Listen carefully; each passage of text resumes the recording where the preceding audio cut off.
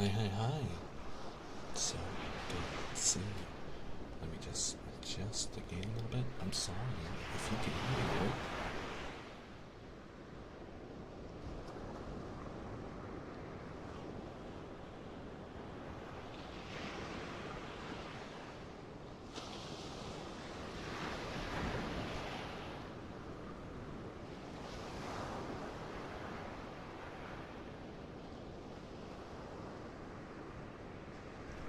I apologize if you can hear anything in the background. When living with other cool cats, you can sometimes hear them scrambling around late at night. So, if you hear anything knocking down to the ground, that's just Neko's sister making her way and causing trouble. But, it's so nice to have you all. Thank you for being here tonight.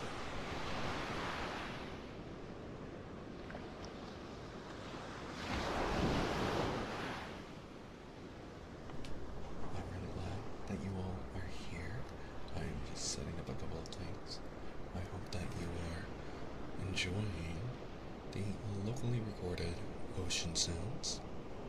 And we are using a 3DO mic to help me really bring in the atmosphere of having someone read you a bedtime story. So it's very nice to have you. In our last session, we read all the way up to Chapter 7, The Deadly Poppy Field. Dorothy had already met the Scarecrow, the Tin Man, and the Cowardly Lion. And they were all discussing, not disgusting, but discussing their goals and what they want from the wizard as they heard and learned about Dorothy's journey and her saving the Munchkins from the Wicked Witch of the East. They made their way through several woods that got very dark, following the yellow brick road that's supposed to take them all the way to the city of Oz.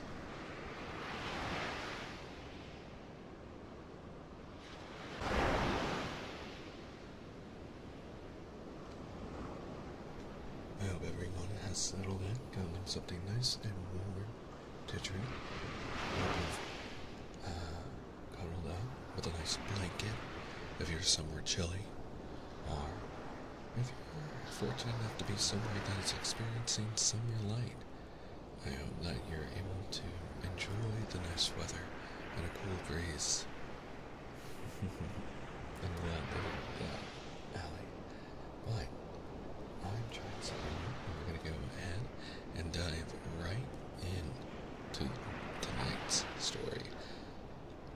That way, I'm recording this for YouTube so that the people who are tuning in and enjoying the evening with us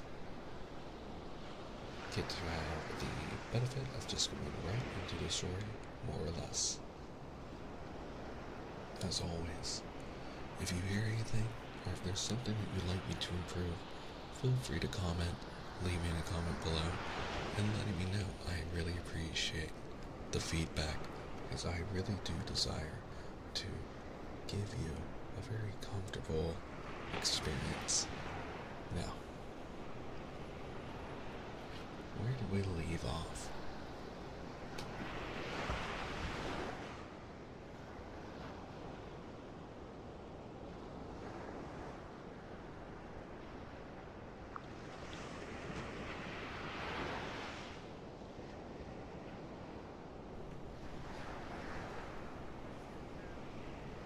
Continuing with part 2 of The Wonderful Wizard of Oz, Chapter 7, The Deadly Poppy Field.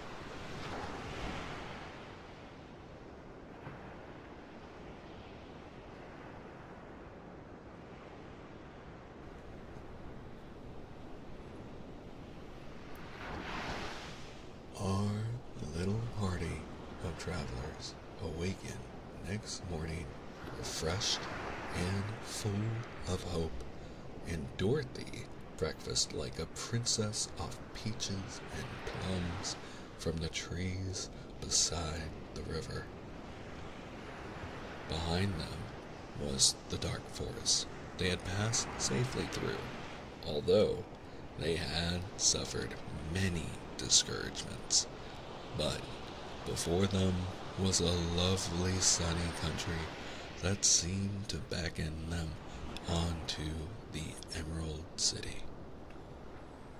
To be sure, the broad river now cut them off from this beautiful land, but the raft was nearly done, and after the Tin Woodman had cut a few more logs and fastened them together with wooden pins, they were ready to start.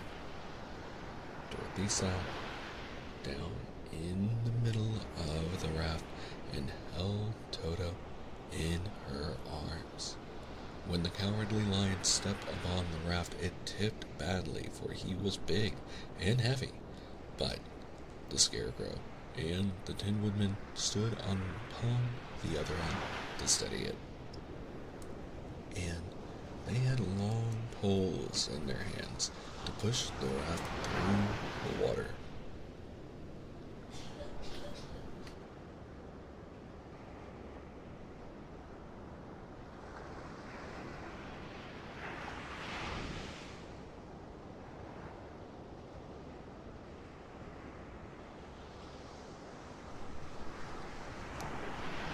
They got along quite well at first, but when they reached the middle of the river, the swift current swept the raft downstream farther and farther away from the road of yellow brick, and the water grew so deep that the long poles would not touch the bottom.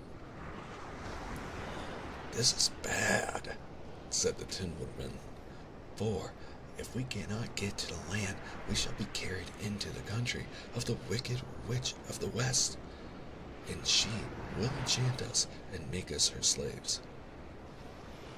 "And then I shall get no brains," said the Scarecrow. "And I shall get no courage," said the Cowardly Lion. "And I shall get no heart," said the Tin Woodman. "And I should never get back to Kansas," said Dorothy. "We must certainly get to the Emerald City if we can," the Scarecrow continued, and he pushed so hard on his long pole that it stuck fast in the mud at the bottom of the river, and before he could pull it out again or let go, the raft was swept away, and the poor Scarecrow left clinging to the pole in the middle of the river. "Goodbye," he called after them, and they were very sorry to leave him. Indeed, the Tin Woodman began to cry, but fortunately remembered that he might rust, and so dried his tears on Dorothy's apron. Of course, this was a bad thing for the Scarecrow. "I'm now worse off than when I first met Dorothy," he thought. "Then I was stuck on a pole in a cornfield where I could make believe scare the crows. At any rate, but surely there is no use for a Scarecrow stuck on a pole in the middle of a river. I'm afraid I shall never have any brains at all." Down the stream, the raft floated, and the poor Scarecrow was left far behind.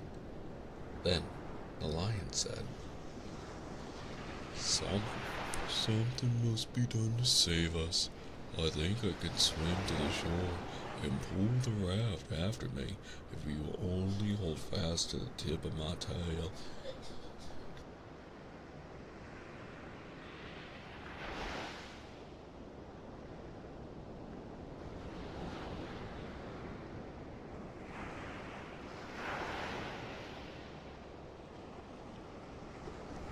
Forgive any coughing you may hear. Sadly, we do have some people who are recovering from the flu, and I hope that you're taking care of yourself, and that you're doing something nice and warm. If you are not feeling well, I hope that you're able to rest with us.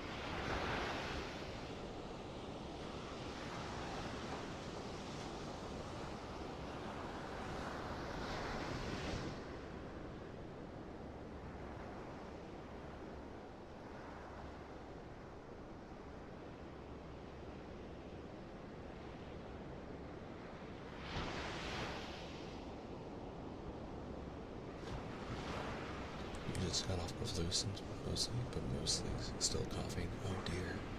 And I do apologize. I actually just had to readjust my stream for some reason. The encoder for my machine had to reset itself.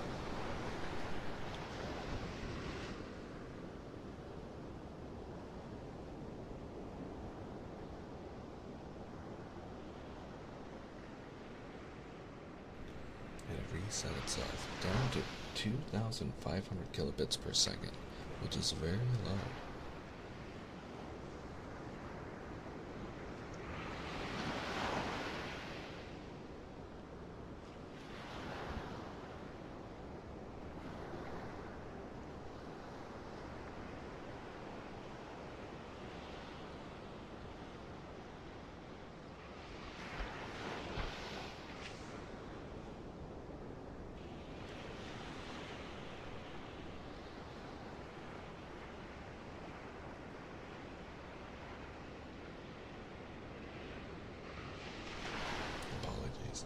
Now the stream should be much higher quality and much higher audio fidelity for people who are watching.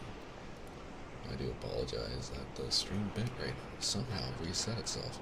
I don't understand how that happened. I'm gonna have to look through and recheck videos, so there may be a opportunity in which we may be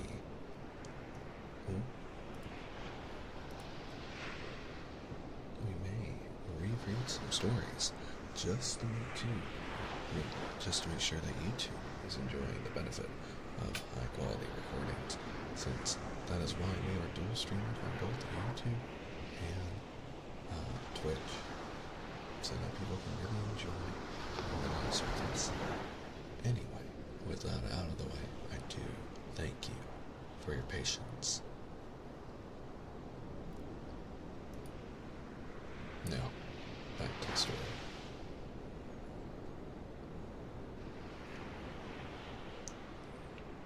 So, the sprang into the water, and the Tin Woodman caught fast hold of his tail.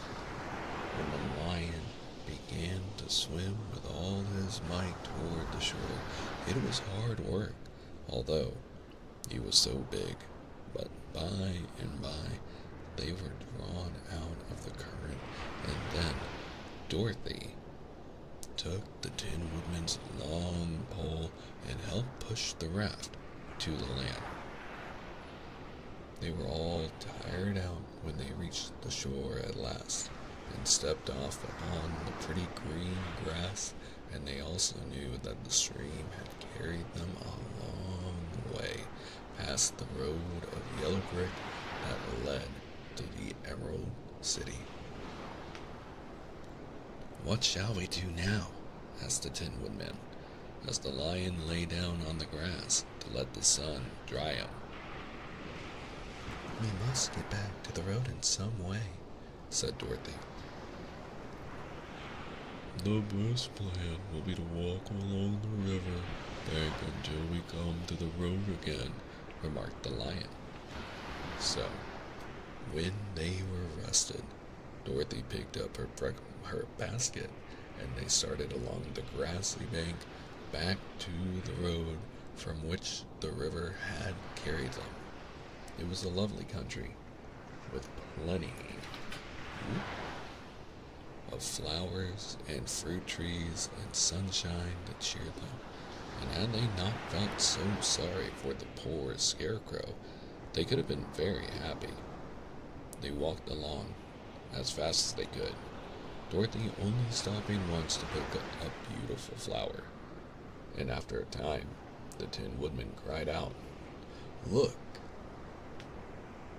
Then they all looked at the river and saw the scarecrow perched upon his pole in the middle of the water, looking very lonely and sad. "What can we do to save him?" asked Dorothy. The lion and the woodman both shook their heads, for they did not know.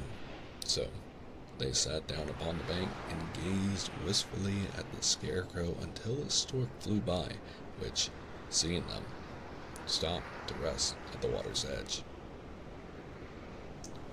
"Who are you, and where are you going?" asked the stork. "I'm Dorothy," answered the girl, "and these are my friends, the Tin Woodman and the Cowardly Lion, and we are going to the Emerald City."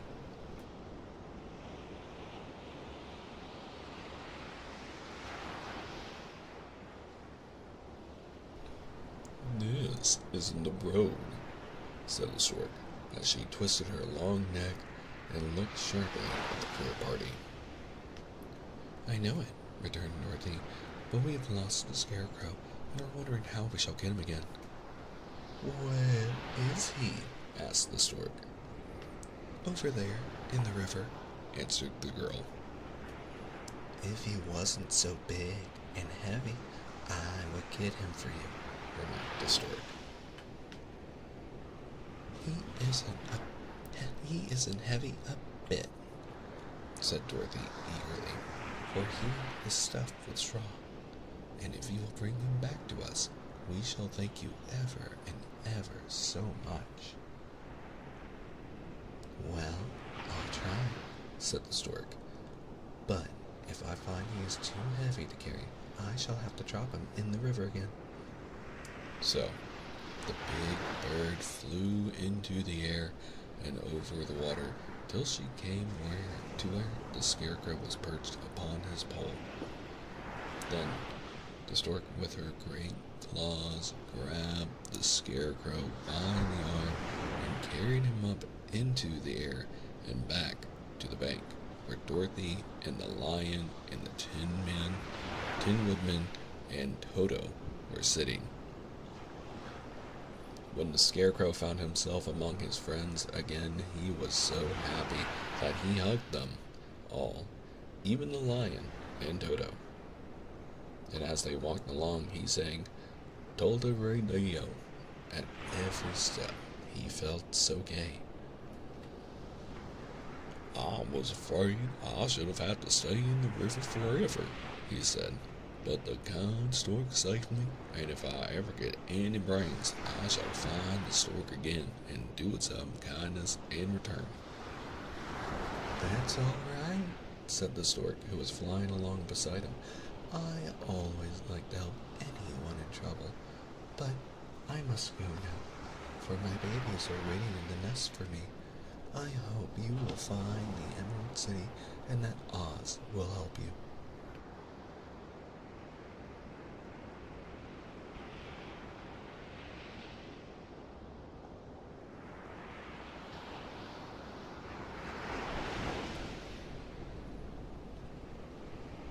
"Thank you," replied Dorothy, and then the kind stork flew into the air and was soon out of sight.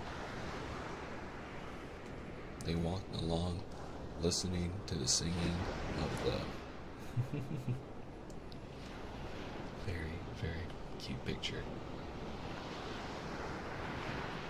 Also, I noticed that the stork is spelled with a capital S, which, if you've watched Wicked, and if you enjoy Wicked, you'll notice that the author, in Wicked, they decided to emphasize the fact that the word animal was capitalized, and all animals who could speak in that story had capital letters to their type of animal that they were. They weren't just like a cow. It was a capital C cow, or like the goat. It's capital G for the spelling of the goat, at least for the species. Now, to continue the story.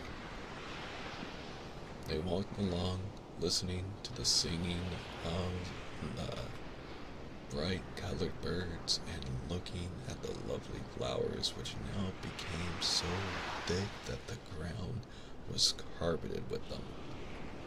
There were big yellow and white and blue and purple blossoms, besides great clusters of scarlet poppies, which were so brilliant in color they almost dazzled Dorothy's eyes. "Aren't they beautiful?" the girl asked, as she breathed in the spicy scent of the flowers. Why is it spicy? I apologize. "I suppose so," answered the Scarecrow. "When I have brains, I shall probably like them better." "If only I had a heart, I should love them," added the Tin Woodman. "I always did like flowers," said the Lion. "They seem so helpless and frail, but there are none in the forest so bright as these."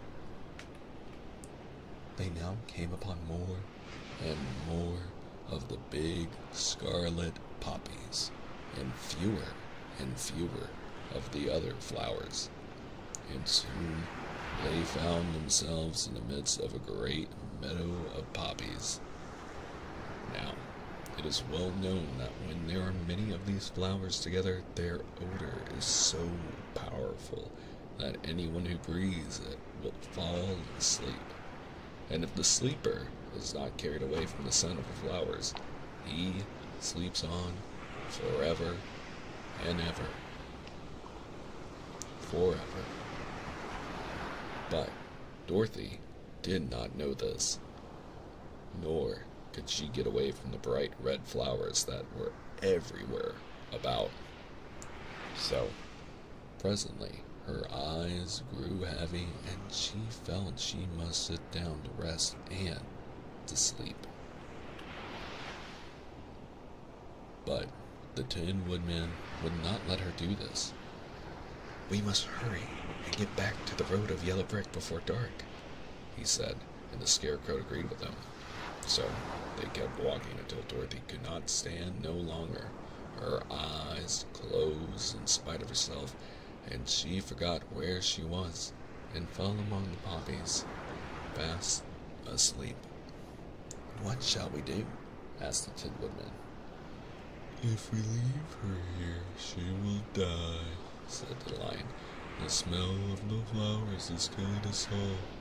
I myself can scarcely keep my eyes open, and the dog is asleep already. It was true. Toto had fallen down beside his little mistress, but the Scarecrow and the Tin Woodman, not being made of flesh, were not troubled by the scent of the flowers.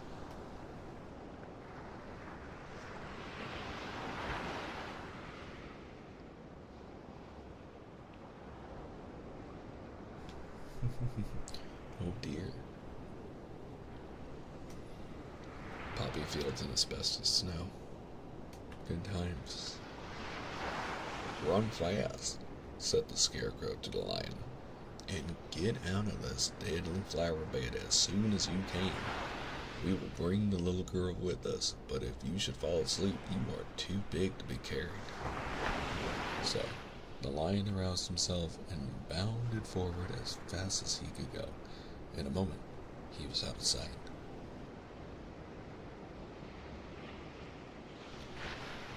Let us make a chair with our hands and carry her, said the Scarecrow.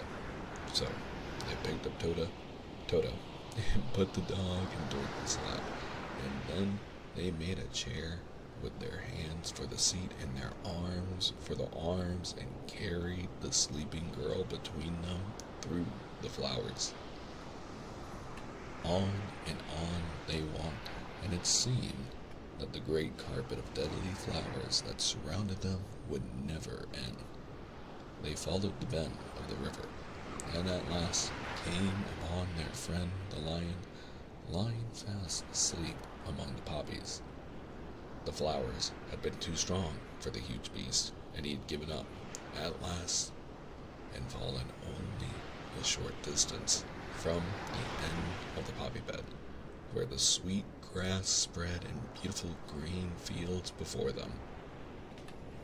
We can do nothing for him, said the Tin Woodman sadly, for he's much too heavy to lift. We must leave him here to sleep on forever, and perhaps he will dream that he has found courage at last.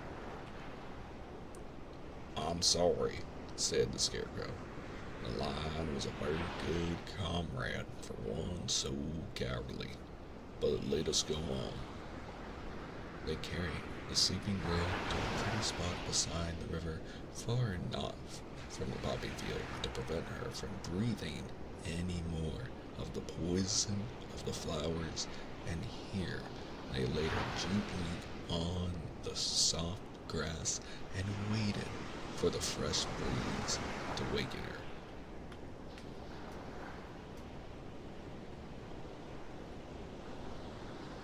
Chapter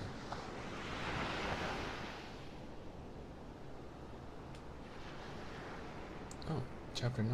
I'm sorry, the last chapter was Chapter 8. She's drawn so tiny in the book. She is, I believe, only 7? I've not met a lot of 7-year-olds since I was 7 myself, but I figured they are somewhat tiny folks, right? However, that brings us to Chapter 9, The Queen of the Field Mice.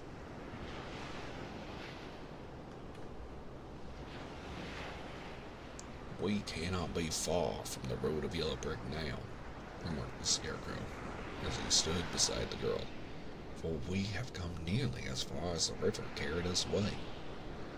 The Tin Woodman was about to reply when he heard a low growl, and turning his head, which worked beautifully on hinges, he saw a strange beast come bounding over the grass towards them. It was indeed a great yellow wildcat, and the woodman thought it must be chasing something, for its ears were lying close to its head, and its mouth was wide open, showing 2 rows of ugly teeth, while its red eyes glowed like balls of fire. As it came nearer, the Tin Woodman saw that running before the beast was a little gray mouse, and although he had no heart, he knew it was wrong for the wildcat to try to kill such a pretty, harmless creature. So, The woodman raised his axe, and as the wild cat ran by, he gave it a quick blow that cut the beast's head clean off from its body, and it rolled over at his feet in 2 pieces. The field mouse, now that it was freed from its enemy, stopped short, and coming slowly up to the woodman, it said in a squeaky little voice, "Oh, thank you. Thank you ever so much for saving my life." "Don't speak of it, I beg you, replied the woodman. "I have no heart, so I am careful to help all those who may need a friend, even if it happens to be only a mouse." "Only a mouse?" cried the little animal indignantly. "Why, I am the queen, the queen of all the field mice." "Oh, indeed," said the woodman, making a bow. "Therefore you have done a great deed, as well as a brave one, in saving my life," added the queen. At that moment, several mice were seen running up as fast as their little legs could carry them. And when they saw their queen, they exclaimed, "Oh, your majesty, we thought you would be killed. How did you manage to escape the great wildcat?" And they all bowed so low to the little queen that they almost stood upon their heads.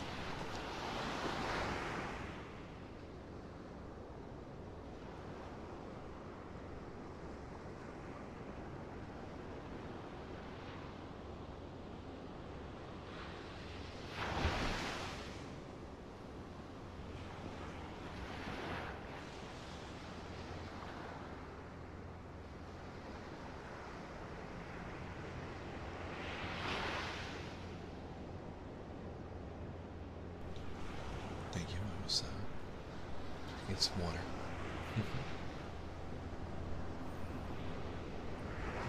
"That's funny, Tin Man," she answered. "Kill the wildcat and save my life.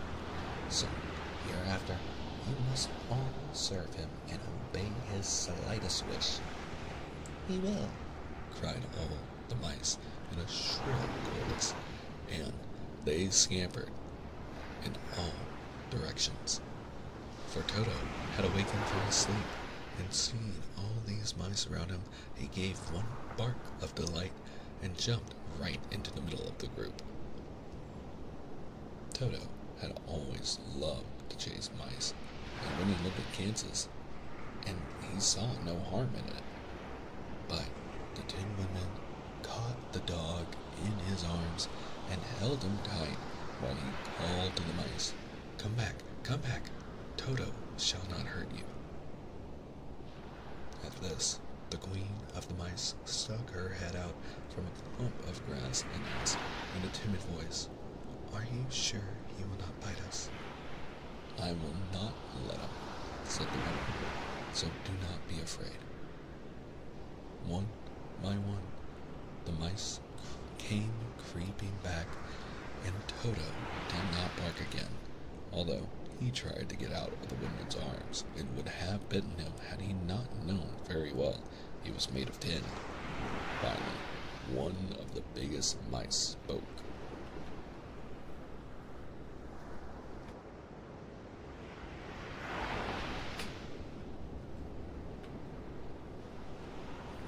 "Is there anything we can do," it asked, "to repay you for saving the life of our queen?" "Nothing that I know of," answered the woodman, but the scarecrow, who had been trying to think but could not because his head was stuffed with straw, said quickly, "Oh yes, can you save our friend, the cowardly lion who was asleep in the poppy bed?" "A lion!" cried the little queen. "Why, he would eat us all up." "Oh no," declared the scarecrow. "This lion is a coward." "Really?" asked the mouse. "He says so himself," answered the scarecrow, "and he would never hurt anyone who is our friend. If you will help us to save him, I promise that he shall treat you all with kindness." Very well, said the queen. We will trust you. But what shall we do? Are there many of these mice which call you queen and are willing to obey you? Oh, yes, there are thousands, she replied. Then send for them all to come here as soon as possible, and let each one bring a long piece of string. The queen turned to the mice that attended her and told them to go at once and get all her people. As soon as they heard her orders, they ran away in every direction as fast as possible.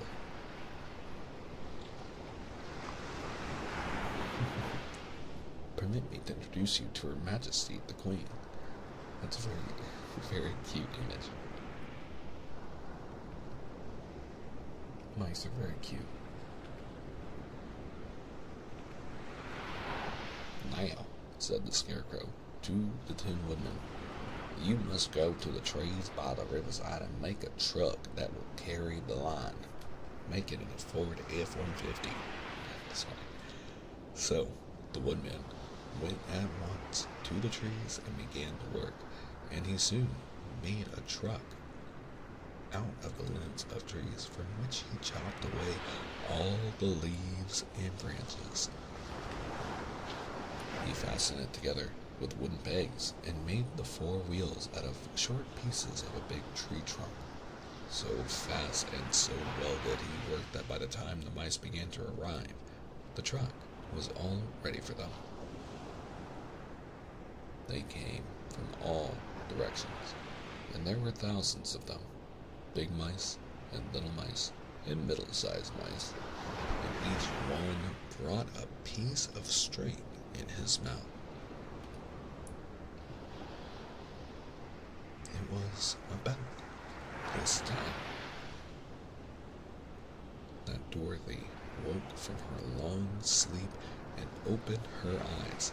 She was greatly astonished to find herself lying upon the grass with thousands of mice standing around and looking at her timidly. But the Scarecrow told her about everything, and turning to the dignified little mouse, he said, "Permit me to introduce you to Her Majesty, the Queen." Dorothy nodded gravely, and the Queen made a curtsy, after which she became quite friendly with the little girl. The Scarecrow and the Woodman now began to fasten the mice to the truck using the strings they had brought. One end of a string was tied around the neck of each mouse and the other end to the truck. Of course, the truck was 1,000 times bigger than any of the mice who were to draw it, but when all the mice had been harnessed, they were able to pull it quite easily. And you can actually see the little mice pulling along the truck in the original artwork here. Even the Scarecrow and the Tin Woodman could sit on it and were drawn swiftly by their queer little horses to the place where the lion lay asleep. After a great deal of hard work, for the lion was heavy, they managed to get him up on the truck. Then, the Queen hurriedly gave her people the order to start, for she feared if the mice stayed among the poppies too long, they also would fall asleep. At first, the little creatures, many though they were, could hardly stir the heavily loaded truck, but the Woodman and the Scarecrow both pushed from behind, and they got along better. Soon, they rolled the lion out of the poppy bed to the green fields, where he could breathe the sweet, fresh air again, instead of the poisonous scent of the flowers.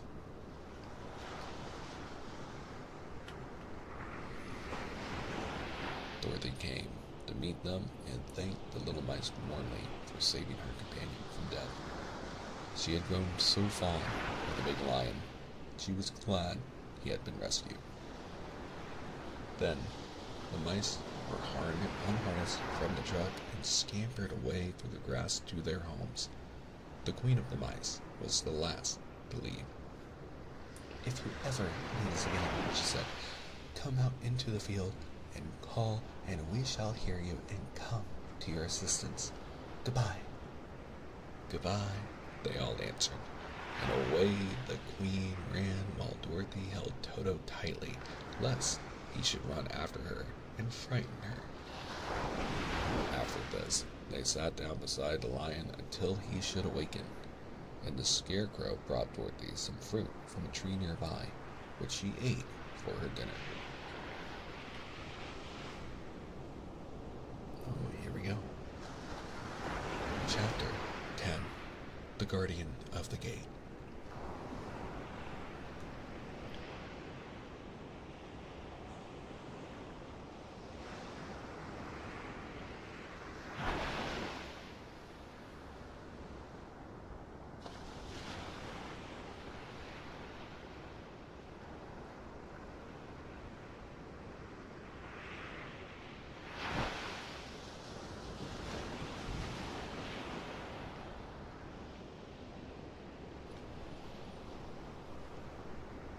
It was some time before the Cowardly Lion awakened, for he had lain among the poppies a long while, breathing in their deadly fragrance.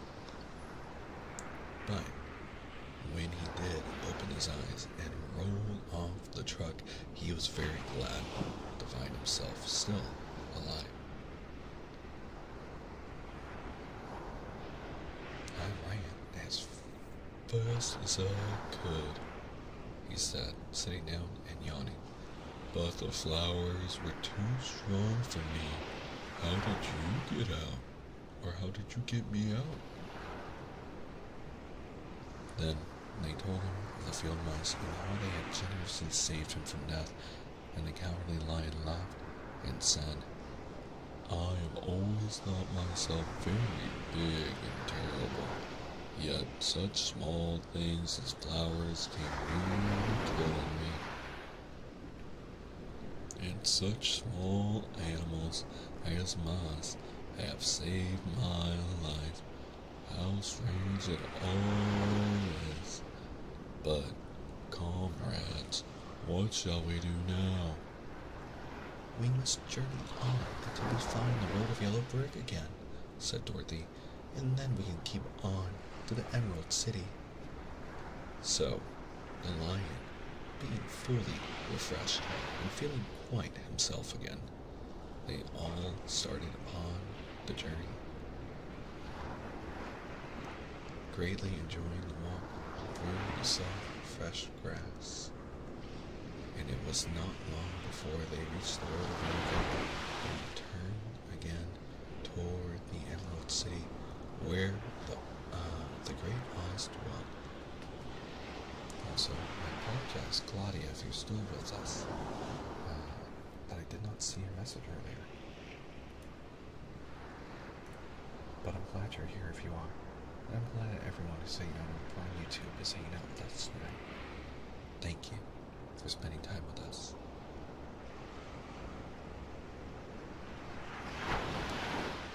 The road was smooth and well paved now, and the country about was beautiful, so that the travelers rejoiced in leaving the forest far behind, and with it the many dangers they had met in its gloomy shades.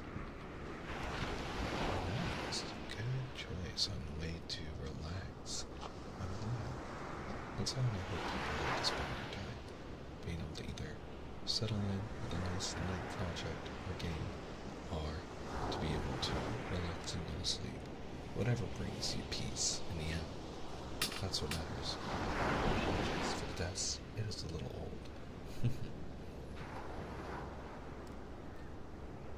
Once more, they could see fences built beside the road, but these were... Oh. Sorry, apologies.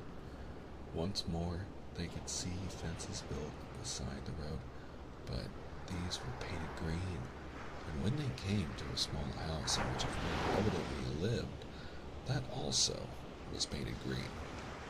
They pass by several of these houses during the afternoon, and sometimes people came to the doors and looked at them as if they would like to ask questions, but no one came near them nor spoke to them because of the great lion, of which they were very much afraid. The people were all dressed in clothing of a lovely emerald green color and wore pink hats like those of the merchants.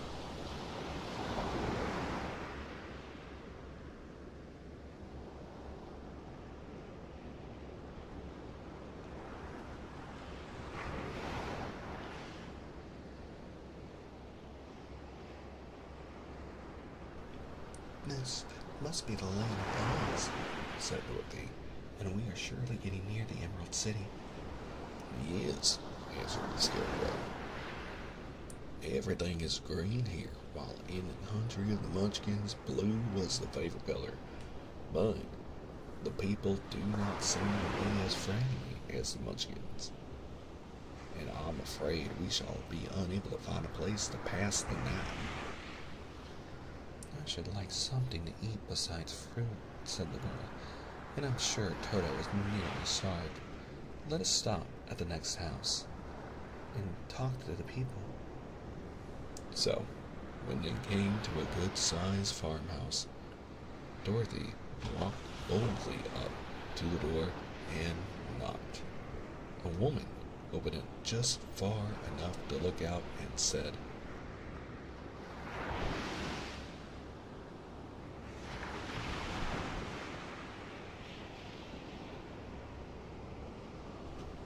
"What do you want, child, and why is that great lion with you?"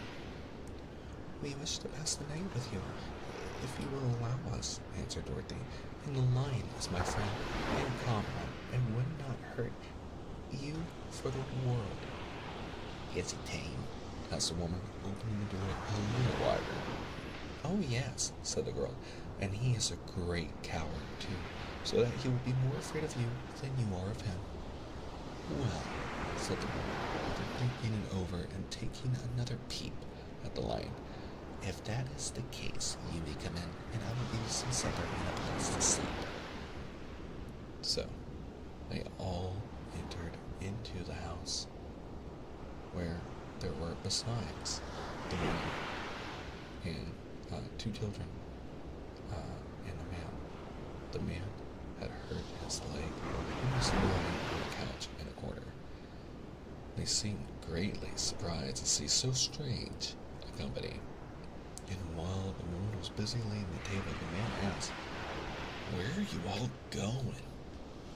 "To the Emerald City," said Dorothy, "to see the great Oz." "Oh, indeed!" exclaimed the man. "Are you sure that Oz will see you?" "Why not?" she replied. It is said that he never lets anyone come into his presence.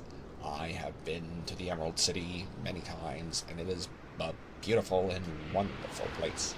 But I have never been permitted to see the great Oz, nor do I know of any living person who has seen him.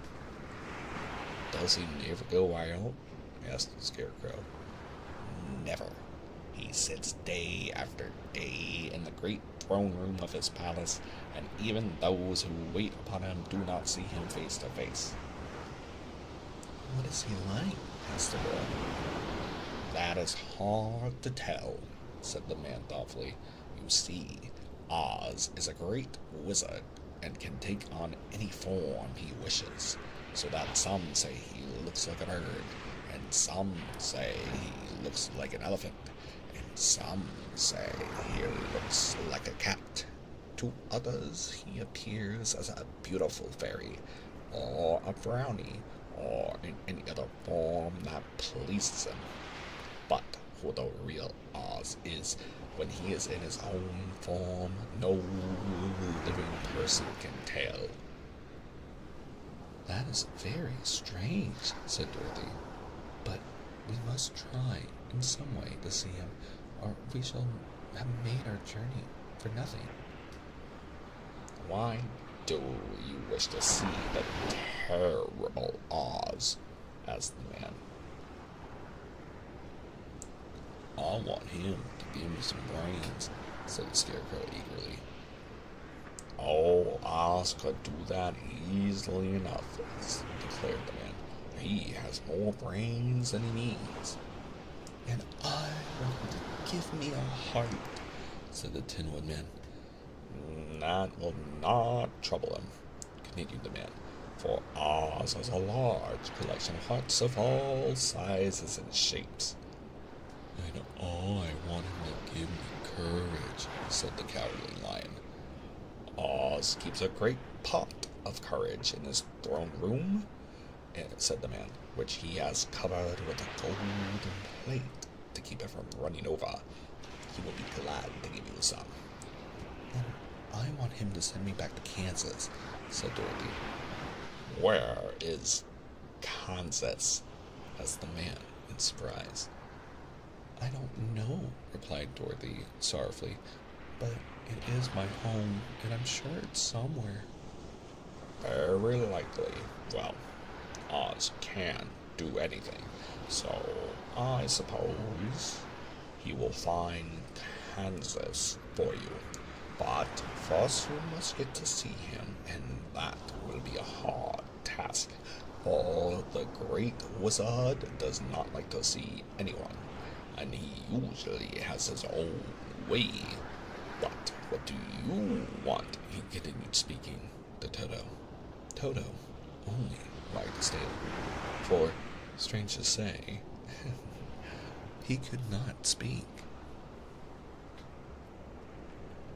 The woman now called them that supper was ready.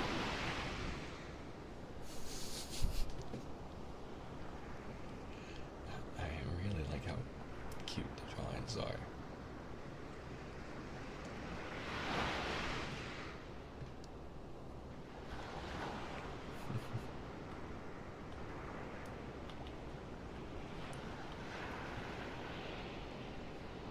So, they gathered around the table, and Dorothy ate some delicious porridge in a dish of scrambled eggs, and a plate of nice white bread, and enjoyed her meal.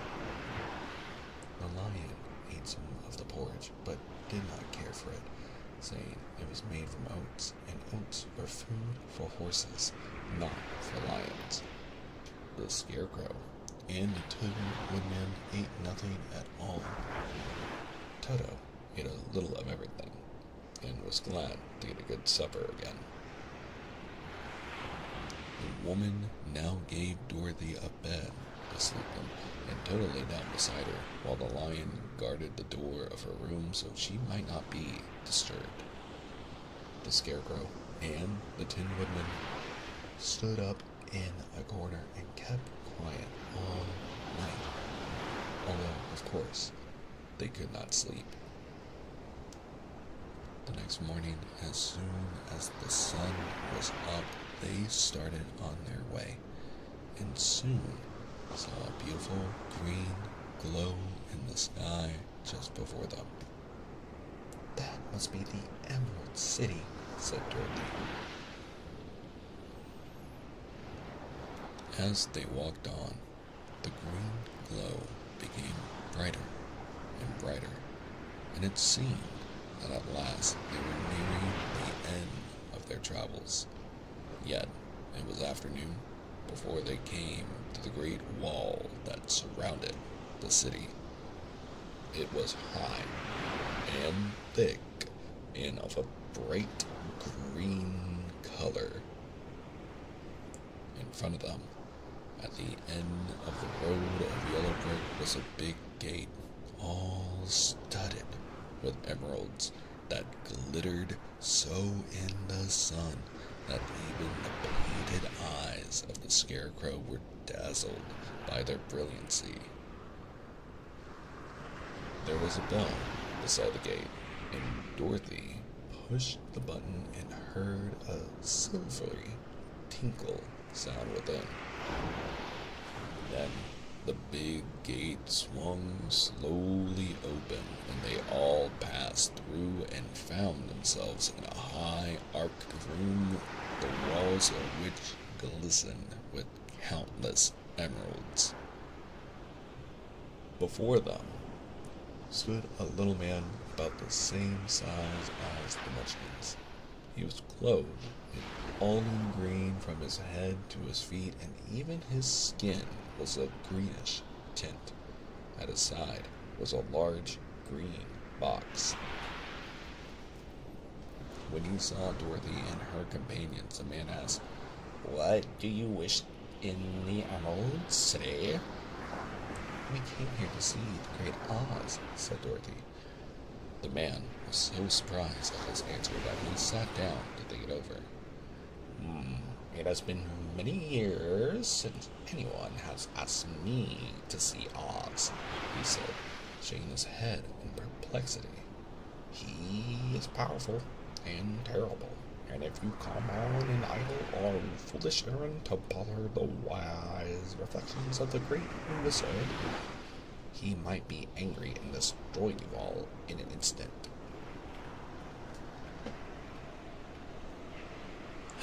"Oh no! Oh, this is when from earlier, where I guess the two beasts were chasing after the group, and they got them to fall."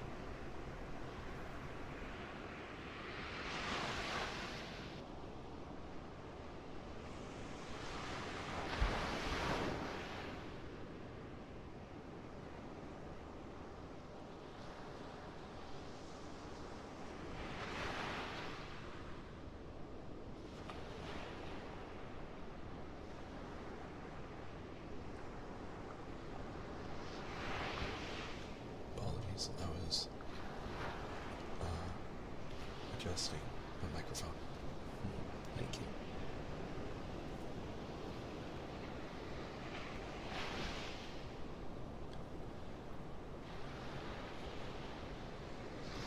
No, it is not a foolish errand, nor an idle one, replied the Scarecrow. It is important, and we have been told that Oz is a good wizard. So he is, said the Green Man, and he rules the Emerald City wisely and well. But to those who are not honest or who approach him for curiosity, he is most terrible, and few have ever dared to ask to see his face. Excuse me. I am the guardian of the gates, and since you demand to see the Great Oz, I must take you to his palace. But first, you must put on the spectacles. Why? Asked Dorothy. Because if you do not wear spectacles, the brightness and glory of the Emerald City would blind you. Even those who live in the city must wear spectacles night and day. They are all locked on, for Oz so ordered it when the city was first built, and I have the only key that will unlock them. He opened the big box, and Dorothy saw that it was filled with spectacles of every size and shape. All of them had green glasses in them. The guardian of the gates found a pair that would just fit Dorothy and put them over her eyes. There were two golden bands fastened to them that passed around the back of her head, where they were locked together by a little key that was at the end of a chain the guardian of the gates wore around his neck. When they were on, Dorothy could not take them off and had she wished. But, of course, she did not want to be blinded by the glare of the Emerald City, so she said nothing. Then the Green Man fitted spectacles for the Scarecrow and the Tin Woodman and the Lion and even on little Toto, and all were locked fast with the key. Then the guardian of the gates put on his own glasses and told them he was ready to show them to the palace. Taking a big golden key from a peg on the wall, he opened another all followed him through the portal into the streets of the Emerald City.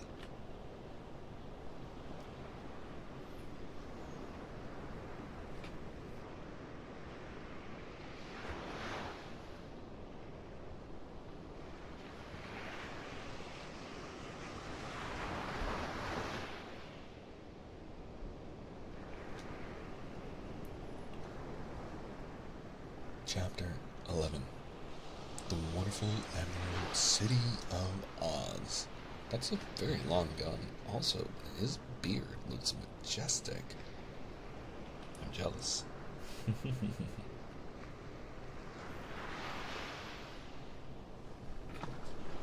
Even with eyes protected by the green spectacles, Dorothy and her friends were at first dazzled by the brilliancy of the wonderful city.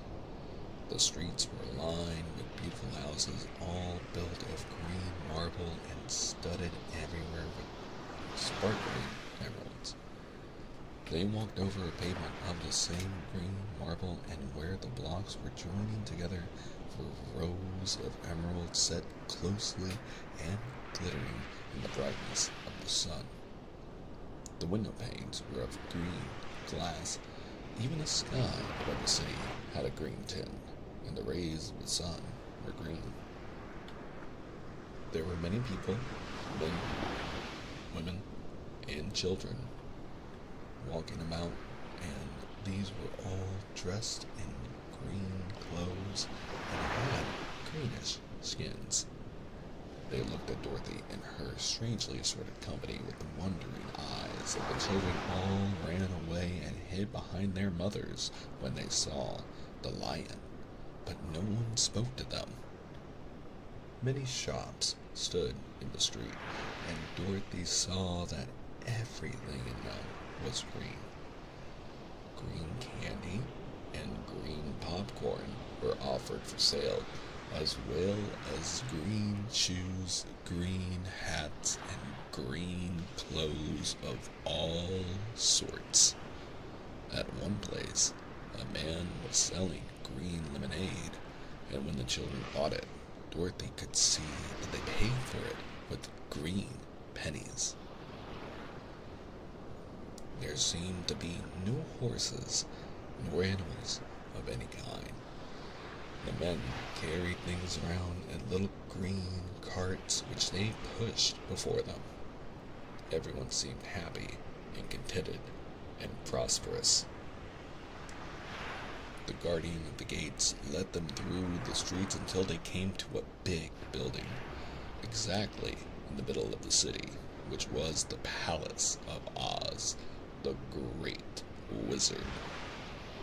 There was a soldier before the door, dressed in a green uniform and wearing a long green beard. "Here are strangers," said the guardian of the gates to him, "and they demand to see the Great Oz." "Step aside," answered the soldier, "and I will carry your message to him." So they passed through the palace gates and were led into a big room with a green carpet and a lovely green furniture set with emeralds.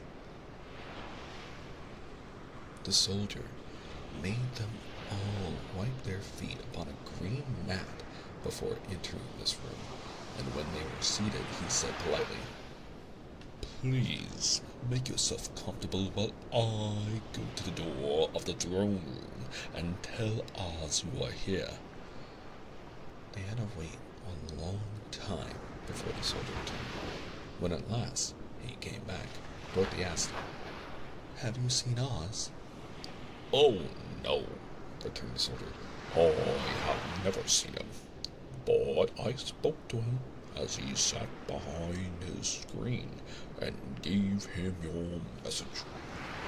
He says he will grant you an audience if you so desire, but each one of you must enter his presence alone, and he will admit but one each day. Therefore, as you must remain in the palace for several days, I will have you shown to rooms where you may rest in comfort after your journey. Thank you, replied the girl. That is very kind of Oz. The soldier now blew upon a green whistle, and at once a young girl dressed in a pretty green silk gown entered the room. She had lovely green hair and green eyes, and she bowed low before Dorothy as she said, Follow me, and I will show you your room. So, Dorothy said goodbye to all her friends except Toto, and taking the dog in her arms, followed the green girl through 7 passages and up 3 flights of stairs until they came to a room at the front of the palace. It was the sweetest little room in the world, with a soft, comfortable bed that had sheets of green silk and a green velvet counterpane. There was a tiny fountain in the middle of the room that shot a spray of green perfume into the air to fall back into a beautifully carved marble basin. Beautiful green flowers stood in the windows, and there was a shelf with a row of little green books. When Dorothy had time to open these books, she found them full of queer green pictures that made her laugh. They were so funny. In a wardrobe were many green dresses made of silk and satin and velvet, and all of them fitted Dorothy exactly. Make yourself perfectly at home, said the green girl, and if you wish for anything, ring the bell. Oz will send for you tomorrow morning. She left Dorothy alone and went back to the others. These she also led to rooms, and each one of them found himself lodged in a very pleasant part of the palace. Of course, this politeness was wasted on the Scarecrow, for when he found himself alone in his room, he stood stupidly in one spot, just within the doorway, to wait till morning. It would not rest him to lie down, and he could not close his eyes, so he remained all night staring at a little spider, which was weaving its web in a corner of the room, just as if it were not one of the most wonderful rooms in the world. The Tin Woodman lay down on his bed from force of habit, for he remembered when he was made of flesh, but not being able to sleep, he passed the night moving his joints up and down to make sure they kept in good working order.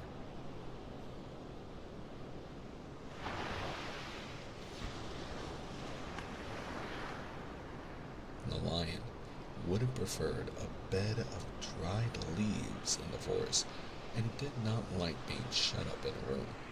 But he had too much sense to let this worry him, so he sprang upon the bed and rolled himself up like a cat and purred himself to sleep in a minute.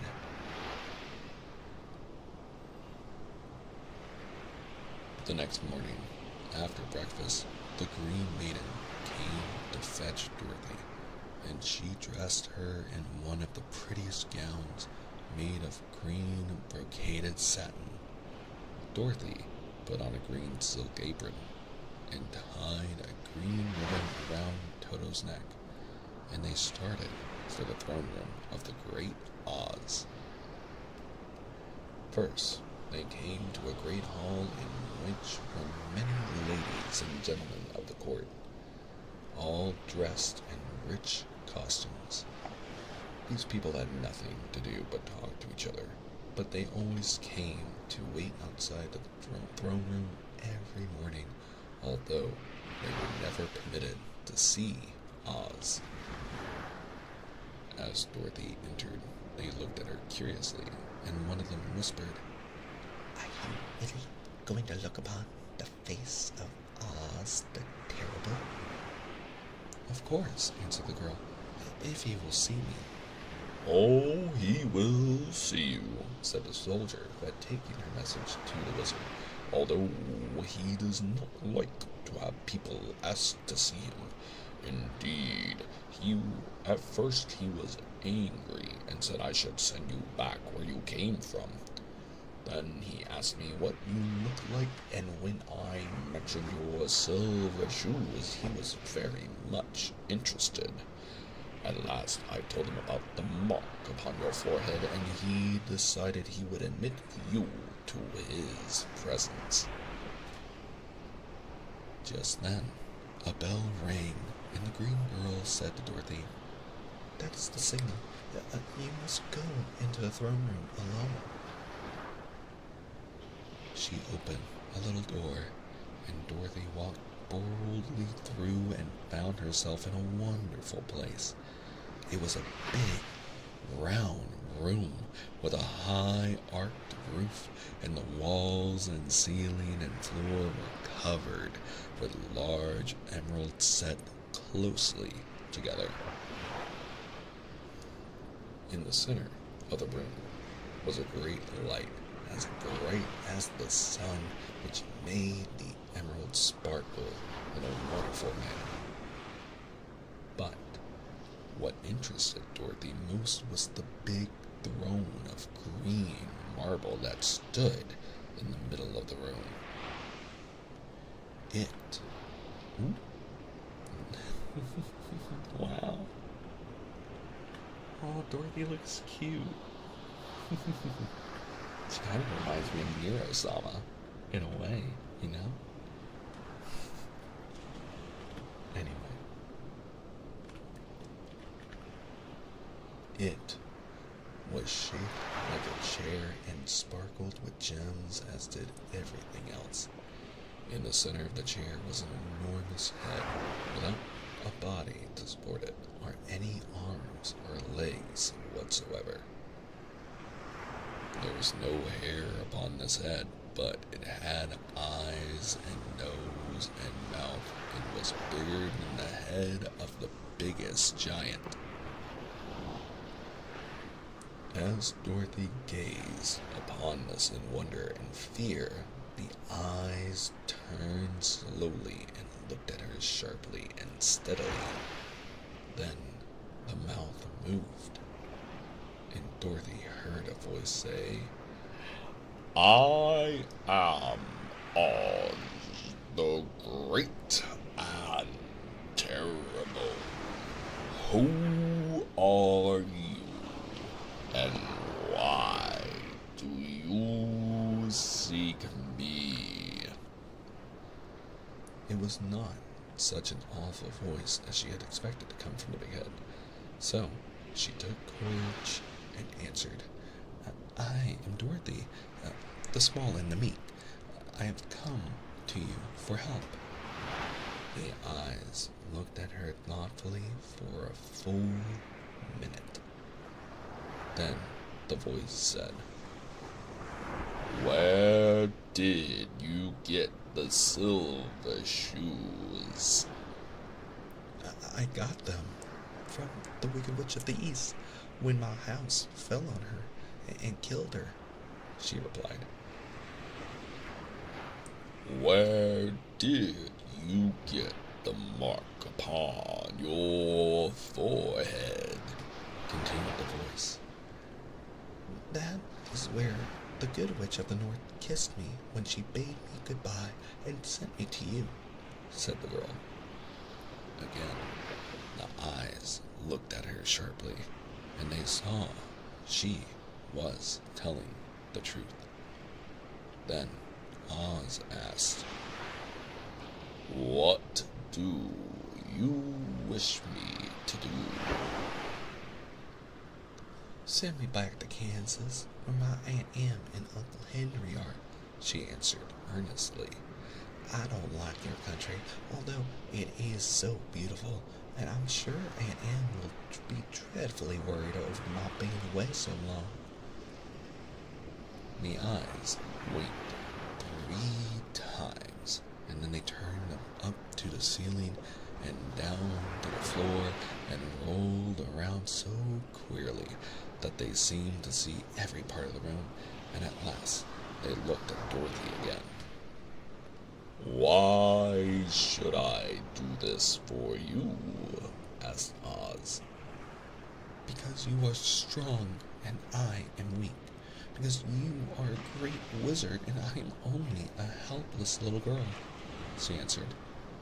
But you were strong enough to kill the Wicked Witch of the East, said Oz. Well, that just happened, returned Dorothy. Simply, I could not help it. Well, said the head, I will give you my answer. You have no right to expect me to send you back to Kansas unless you do something for me in return.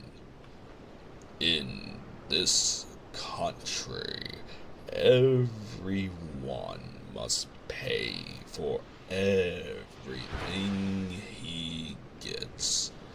If you wish me to use my magic power to send you home again, you must do something for me first.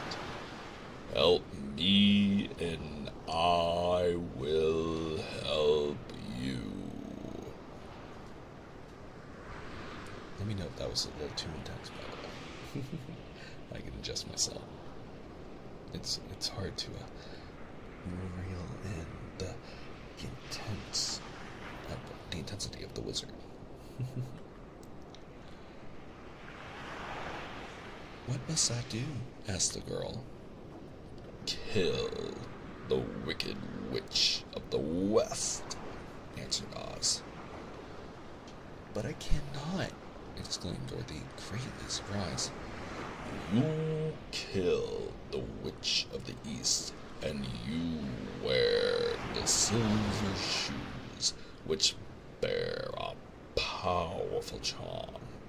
There is now but one wicked witch left in all this land, and when you can tell me she is dead, I will send you back to Kansas, but not before. The little girl began to weep.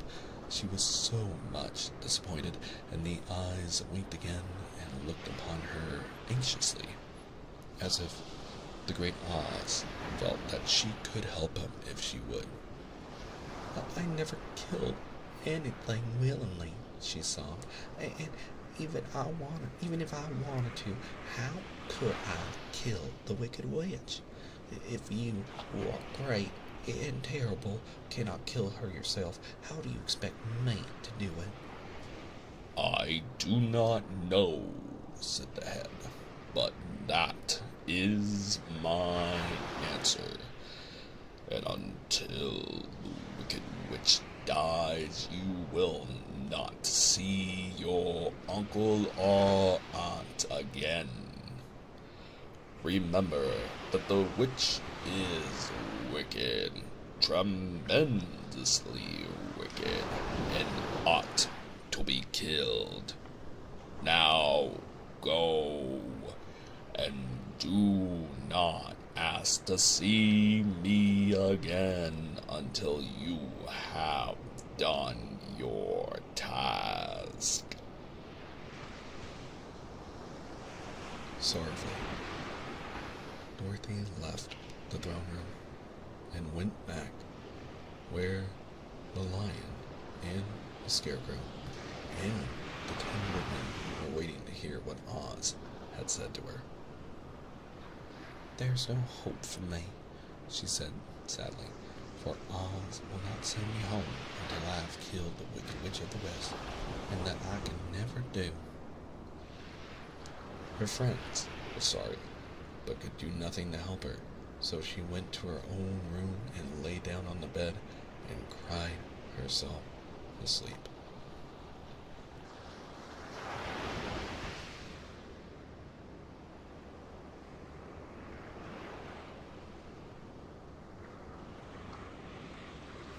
You're right, Mom.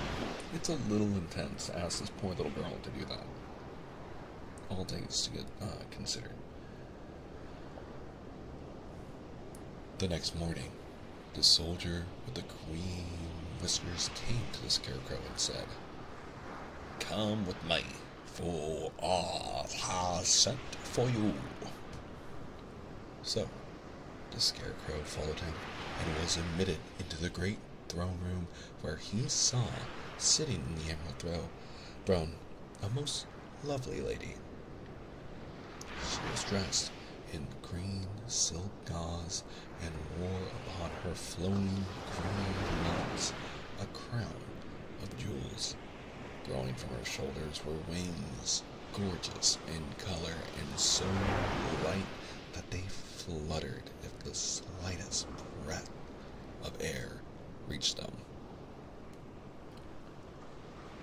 When the Scarecrow had bowed as prettily as his straw stuffing would let him, before this beautiful creature, she looked upon him sweetly and said, "I am Oz, the great and terrible. Who are you, and why do you seek me?"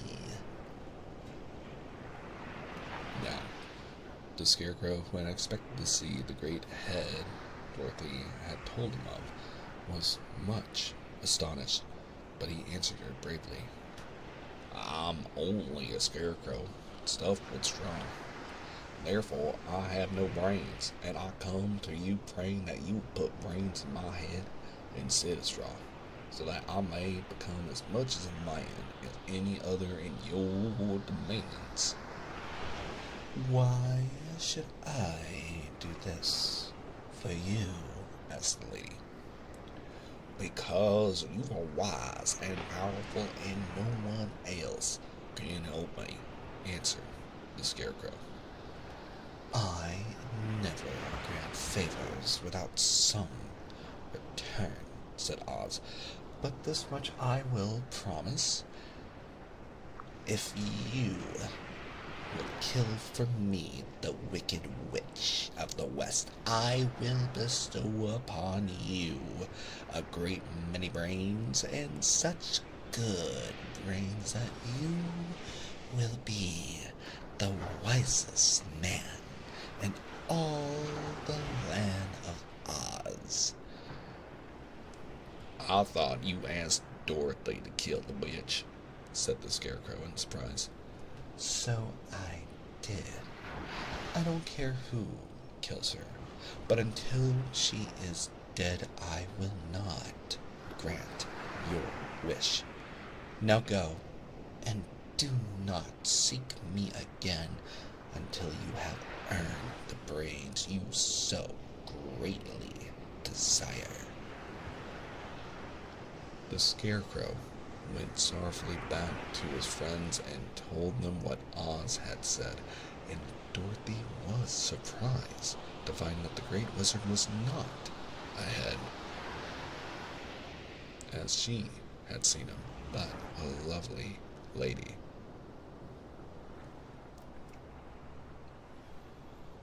"All the same," said the Scarecrow, "she needs a heart as much as the Tin Woodman." On the next morning, the soldier with the green whiskers came to the Tin Woodsman and said, "Oz has sent for you. Follow me." So, the Tin Woodman followed him and came to the great throne room. He did not know whether he would find Oz, a lovely lady, or ahead, but he hoped it would be the lovely lady. For, he said to himself, if it is the head, I am sure I shall not be given a heart, since a head has no heart of its own and therefore cannot feel for me. But if it is the lovely lady, I shall beg hard for a heart, for all ladies are themselves said to be kindly hearted. But when the women entered the great throne room, he saw neither the head nor the lady, for Oz had taken the shape of a most terrible beast. It was nearly as big as an elephant, and the green throne seemed hardly strong enough to hold its weight. The beast had a head like that of a rhinoceros, only there were 5 eyes in its face. There were 5 long arms growing out of its body, and it also had 5 long, slim legs. Thick, woolly hair covered every part of it, and a more dreadful-looking monster could not be imagined. It was fortunate the Tin Woodman had no heart at the moment, for it would have beat loud and fast from terror. But being only tin, the Woodman was not at all afraid, although he was much disappointed.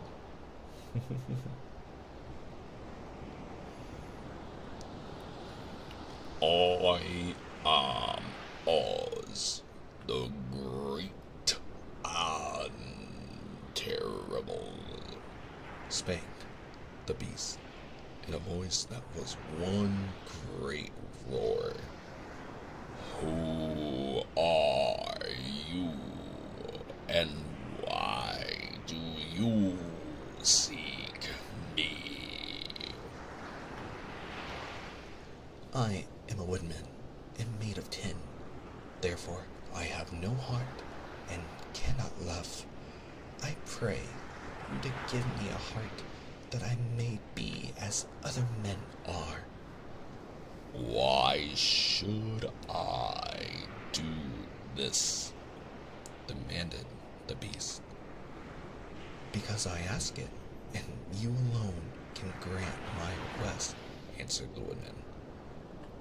Oz gave a low growl at this, but said gruffly, If you indeed desire a heart, you must earn it. How? Asked the woodman. Help Dorothy to kill the wicked witch of the West, replied the beast.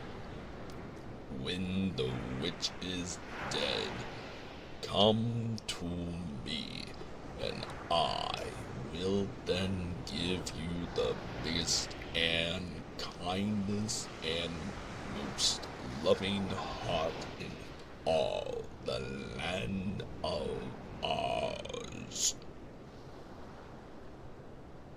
So, the Tin Woodman was forced to return sorrowfully to his friends and tell them of the terrible beast he had seen.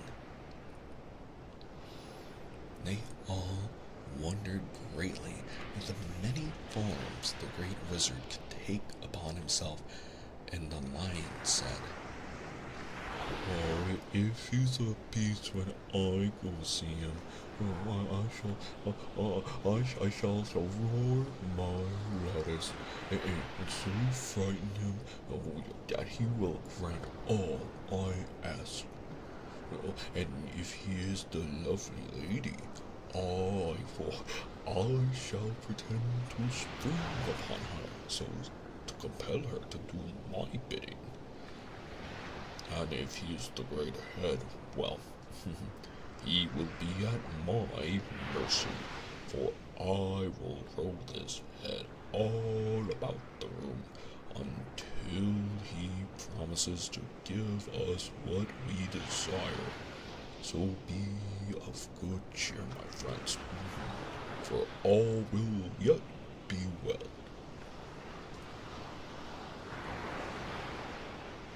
The next morning, the soldier with the green whiskers led the lion to the great throne room and bade him to enter the presence of Oz. The lion at once passed through the door, and glancing around, to his surprise, that before the throne was a ball of fire so fierce and glowing he could scarcely bear the gaze upon it. His first thought was that Oz had by accident caught on fire and was burning up. But when he tried to go nearer, the heat was so intense that it singed his whiskers, and he crept back tremblingly to a spot nearer the door. Then a low, quiet voice came from the ball of fire. I am the Oz, the great and terrible. Who are you, and why do you seek me? Thank you, Layla, for the hydrate. I'll hydrate right meow.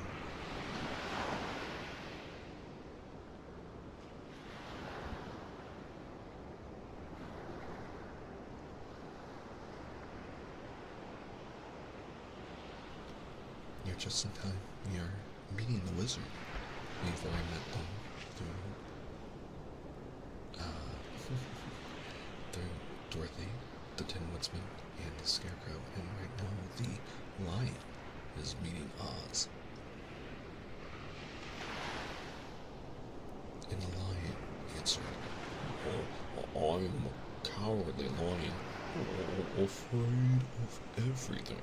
I come to you to beg that you give me courage, so that in reality I may become the king of beasts as men call me. Why should I give you courage? Demanded Oz. Because of all wizards, you are the greatest and alone have power to grant my request, Answered the lion. the ball of fire burned fiercely for a time, and the voice said, Bring me proof that the wicked witch is dead. In that moment, I will give you courage. But so long as the witch lives, you must remain a coward.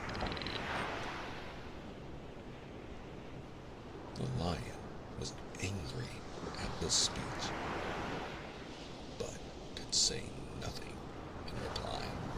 And while he stood silently gazing at the ball of fire, it became so ferociously hot that he turned tail and rushed from the room. He was glad to find his friends waiting for him, and told them of his terrible interview with the wizard. What shall we do now? asked Dorothy sadly. Oh, and there's only one thing we can do, returned the lion. and that is to go to the land of the Winkies and seek out the wicked witch and destroy her. But suppose we cannot, said the girl. Then I shall never have courage, Declared the lion. And I shall never have brains, added the Scarecrow. And I shall never have a heart," spoke the Tin Woodman. "And I shall never see Aunt Em and Uncle Henry," said Dorothy, beginning to cry. "Be careful," cried the green girl. "The tears will fall on your green silk gown and spot her." So Dorothy dried her eyes and said, "I suppose we must try, but I'm sure I do not want to kill anybody, even to see Aunt Em again." I do find it funny too that she's being forced to wear green lens glasses while inside the city of Oz. Very interesting. Like, why would you have to wear the green colored glasses inside a city of Emerald? It is to keep her from quote unquote going blind. But why the shade of green? Beyond the motif, something smells fishy. "I will go with you, but I'm too much of a coward to kill the witch," said the lion. "I will go too," declared the Scarecrow, "but I shall not be much help to you. I am such a fool." "I haven't the heart to harm even a witch," remarked Tin Woodman. "But if you go, I certainly shall go with you." Right, Maven? Therefore, it was decided to start upon their journey the next morning, and the woodman sharpened his axe on a green grindstone and had all his joints properly oiled. The Scarecrow stuffed himself with fresh straw, and Dorothy put new paint on his eyes that he might see better. The green girl, who was very kind to them, filled Dorothy's basket with good things to eat and fastened a little bell around Toto's neck with a green ribbon.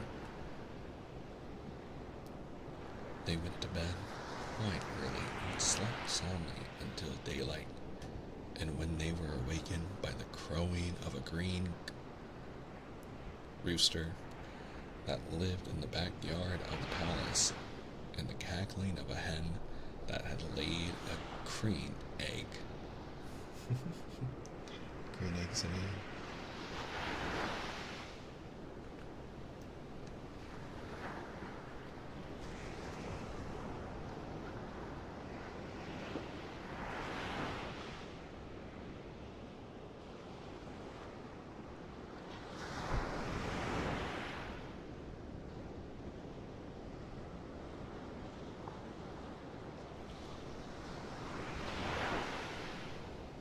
Chapter 12. The Search for the Wicked Witch.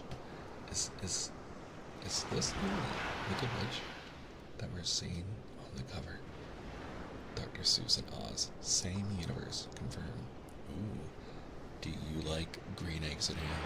Maven, do you like green eggs and ham? I remember when I was a child, my school actually had a breakfast day in which the teachers made green eggs and ham for the students. Green was and still is, one of my favorite colors, so I ate it, but it was still a little silly. I'll eat anything once. You can eat anything once if you're brave enough. Anyway, Chapter 12. The Search for the Wicked Witch. This cannot be the witch. It's so silly.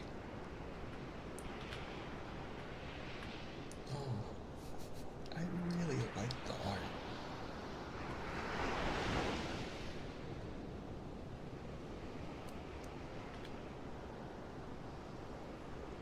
The soldier with the green whiskers led them through the streets of the Emerald City until they reached the room where the guardian of the gates lived. This officer unlocked their spectacles to put them back in his great box and then politely opened the gate for our friends. "Which road leads to the Wicked Witch of the West?" asked Dorothy. There, There is no road, answered the guardian of the gates. No one ever wishes to go that way. How then are we to find her? Inquired the girl.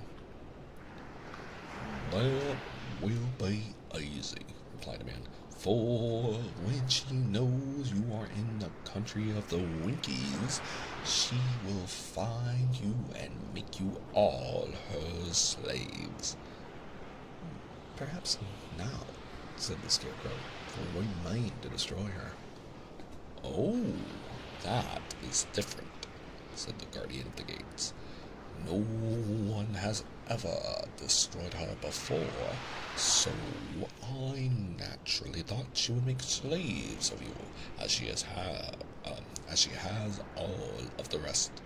But take care, for she is wicked and fierce, and may not allow you to destroy her. Keep toward the west, where the sun sets, and you cannot fail to find her. So if you care to find me, look to the western sky. Sorry, this is not Wicked the musical. They thanked him and bade him goodbye and turned toward the west, walking over fields of soft grass, dotted here and there with daisies and buttercups. As someone told me lately, everyone deserves a chance to fly. Such a good movie. I can't wait for the second part to come out.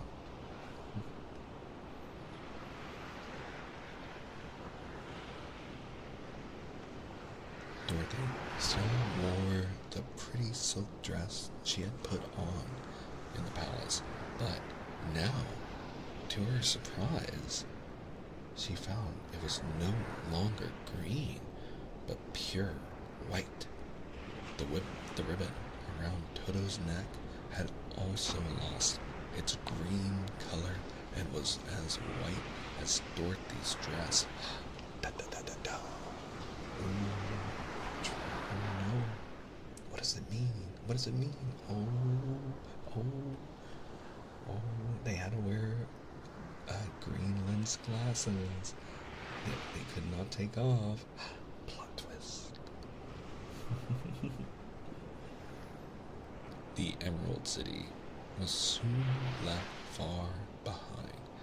As they advanced, the ground became rougher and hillier, for there were no farms nor houses in this country of the West, and the ground was untilled.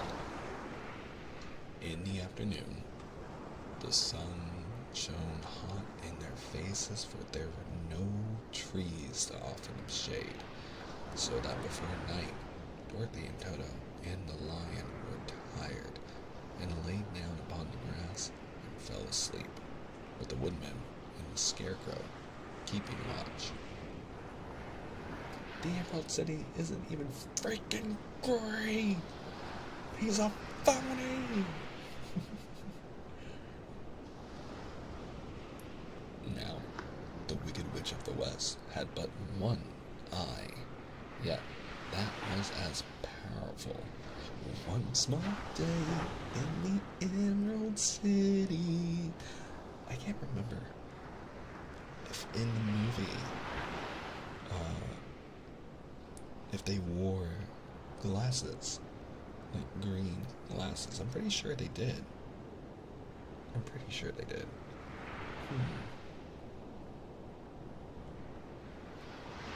guess I'll need to watch it again very soon, just to confirm it. They really all just believed every single thing was green. They didn't. Man. Good thing. No, Kris. Anyway.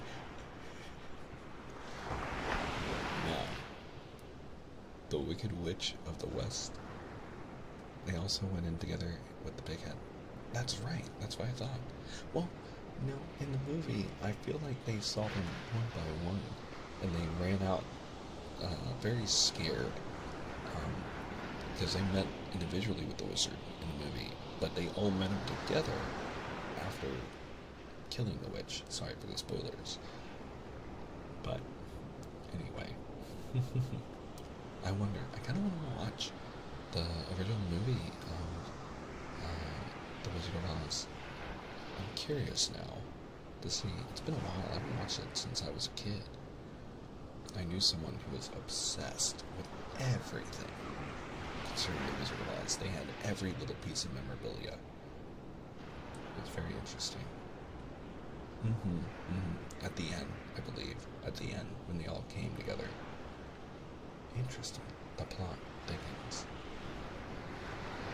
Again, I do like how they do keep the capital letters for identifying the animals that could talk, and that we met a store with a capital S in their name. So it's really neat how the author of Wicked really kept true to a lot of really neat, small details that were supposed to be fantastical to the story of the Wizard of Oz. And especially knowing that the Wizard of Oz was originally written to be nothing but absolutely fantastical. My mom always told me to never trust a big floating head. You know what? That's some pretty solid advice.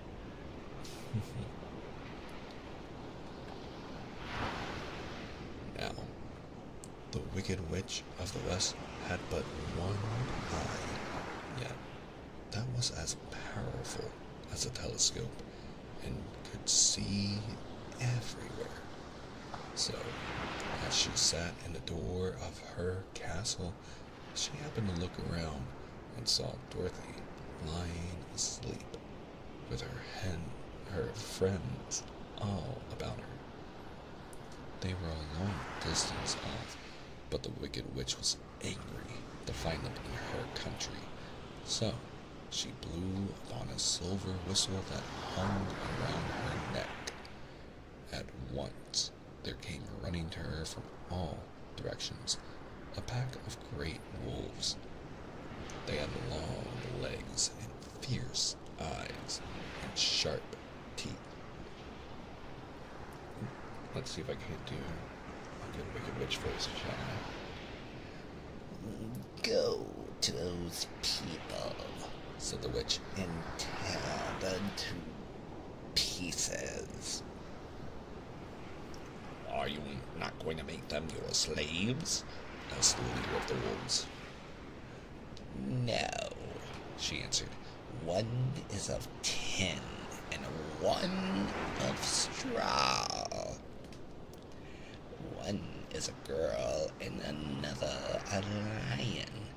None of them is fit to work, so you may tear them to small pieces.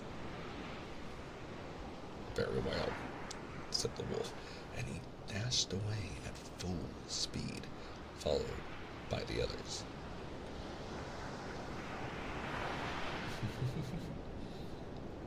Yeah, maybe. Aren't you a witch?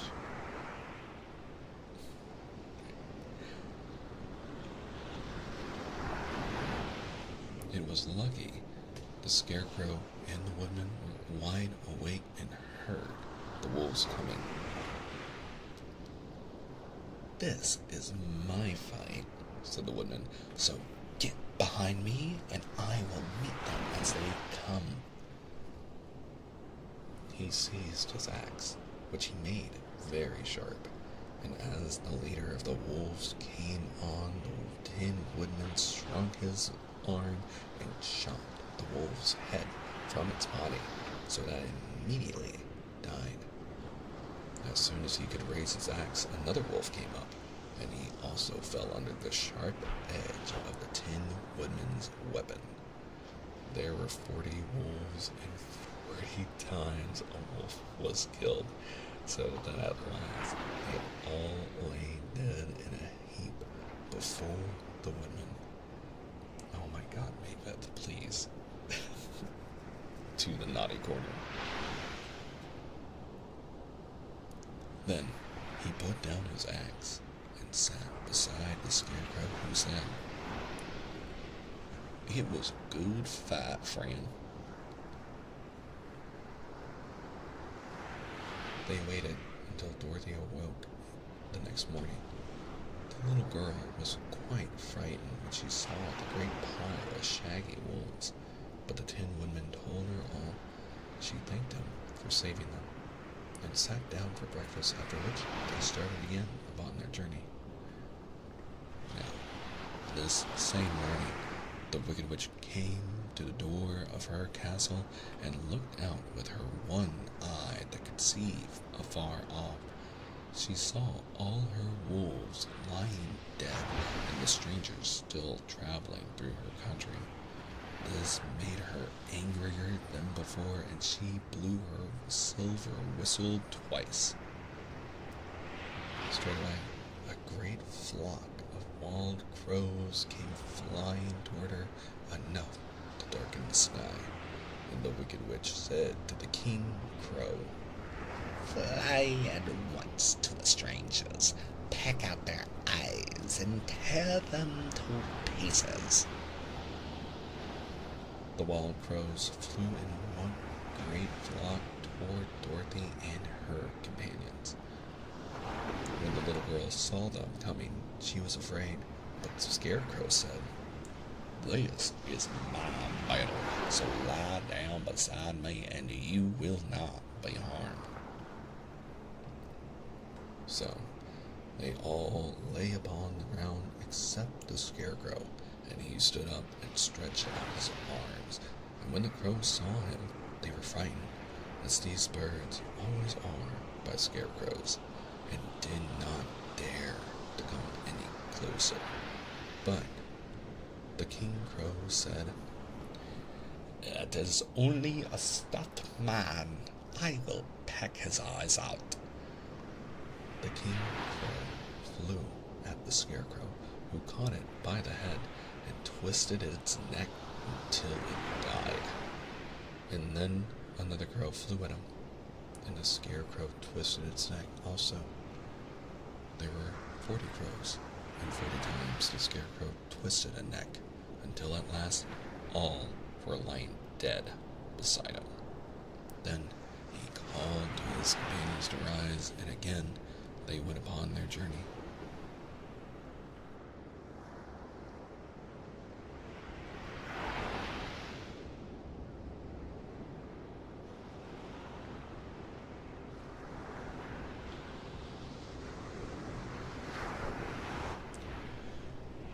When the Wicked Witch looked out again and saw all her crows lying in a heap, she got into a terrible rage and blew 3 times upon her silver whistle.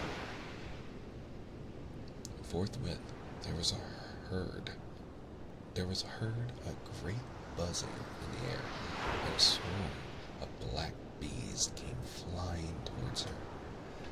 Go to the strangers and sting them to death, commanded the witch, and the bees turned and flew rapidly until they came to where Dorothy and her friends were walking. But the Woodman had seen them coming, and the Scarecrow had decided what to do. Take out my straw and scatter it over the little girl and the dog and the lion, he said to the woman, and the bees cannot sting them. This the Woodman did, and as Dorothy lay close beside the lion and held Toto in her arms, the straw covered them entirely. The bees came and found no one but the Woodman to sting, so they flew at him and broke off all their stings against the tin, without hurting the Woodman at all. And as bees cannot live when their stingers are broken, that was the end of the black bees, and they lay scattered thick about the Woodman like little heaps of fine coal. Then Dorothy and the lion got up, and the girl helped the Tin Woodman put the straw back into the Scarecrow again, until he was as good as ever. So they started upon their journey once more. The Wicked Witch was so angry when she saw her black bees in little heaps like fine coal that she stomped her foot and tore her hair and gnashed her teeth. And then she called a dozen of her slaves, who were the Winkies, and gave them sharp spears, telling them to go to the strangers and destroy them. The Winkies were not a brave people, but they had to do as they were told. So they marched away until they came near to Dorothy. Then the lion gave a great roar and sprang toward them, and the poor Winkies were so frightened that they ran back as fast as they could. When they returned to the castle, the wicked witch beat them well with a strap and sent them back to their work, after which she sat down to think what she should do next. She could not understand how all her plan to destroy these strangers had failed, but she was a powerful witch as well as a wicked one, and she soon made up her mind how to act.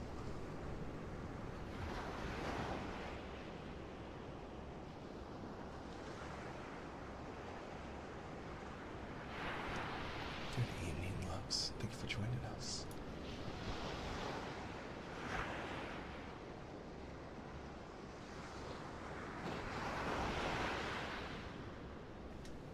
It's nice to have you.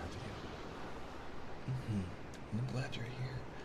I hope you're excited to hang out with us tonight. It's good to have you. Uh-oh. 1 second.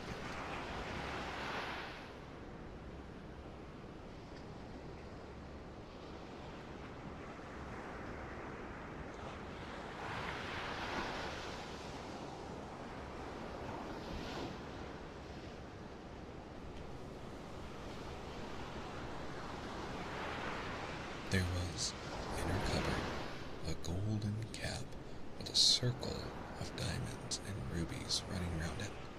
This golden cap had a charm. Whoever owned it could call 3 times upon the winged monkeys, who would obey any order they were given. But no person could command these strange creatures more than 3 times. Twice already, the Weird Witch had used the charm of the cap.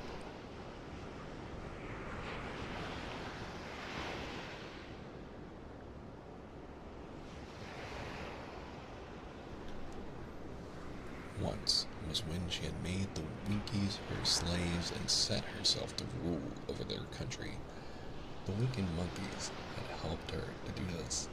The second time was when she had fought against the great Oz himself and driven him out of the land of the West. The wicked monkeys had also helped her in doing this. Only once more could she use this golden cap, for which reason she did not like to do so until all her other powers were exhausted.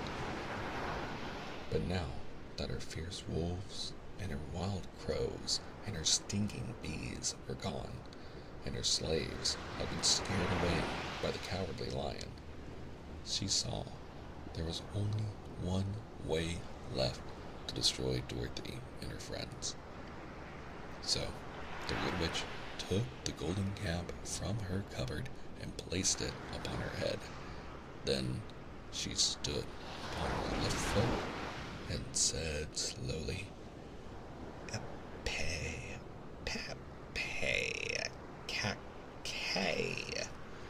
Next, she stood on her right foot and said, hello, hello, hello. After this, she stood on both feet and cried in a loud voice, Zizzy, Zoozy, Zeke. Now, the charm began to work. The sky was darkened, and a low rumbling sound was heard in the air. There was a rushing of many wings, a great chattering and laughing, and the sun came out of the dark sky to show the wicked witch surrounded by a crowd of monkeys, each with a pair of immense and powerful wings on his shoulders. One, much bigger than the others, seemed to be their leader. He flew close to the witch and said, "You've called us for the third and last time. What do you command?" "Go to the strangers who are within my land and destroy them all except the lion," said the wicked witch. "Bring that beast to me, for I have a mind to harness him like a horse and make him work."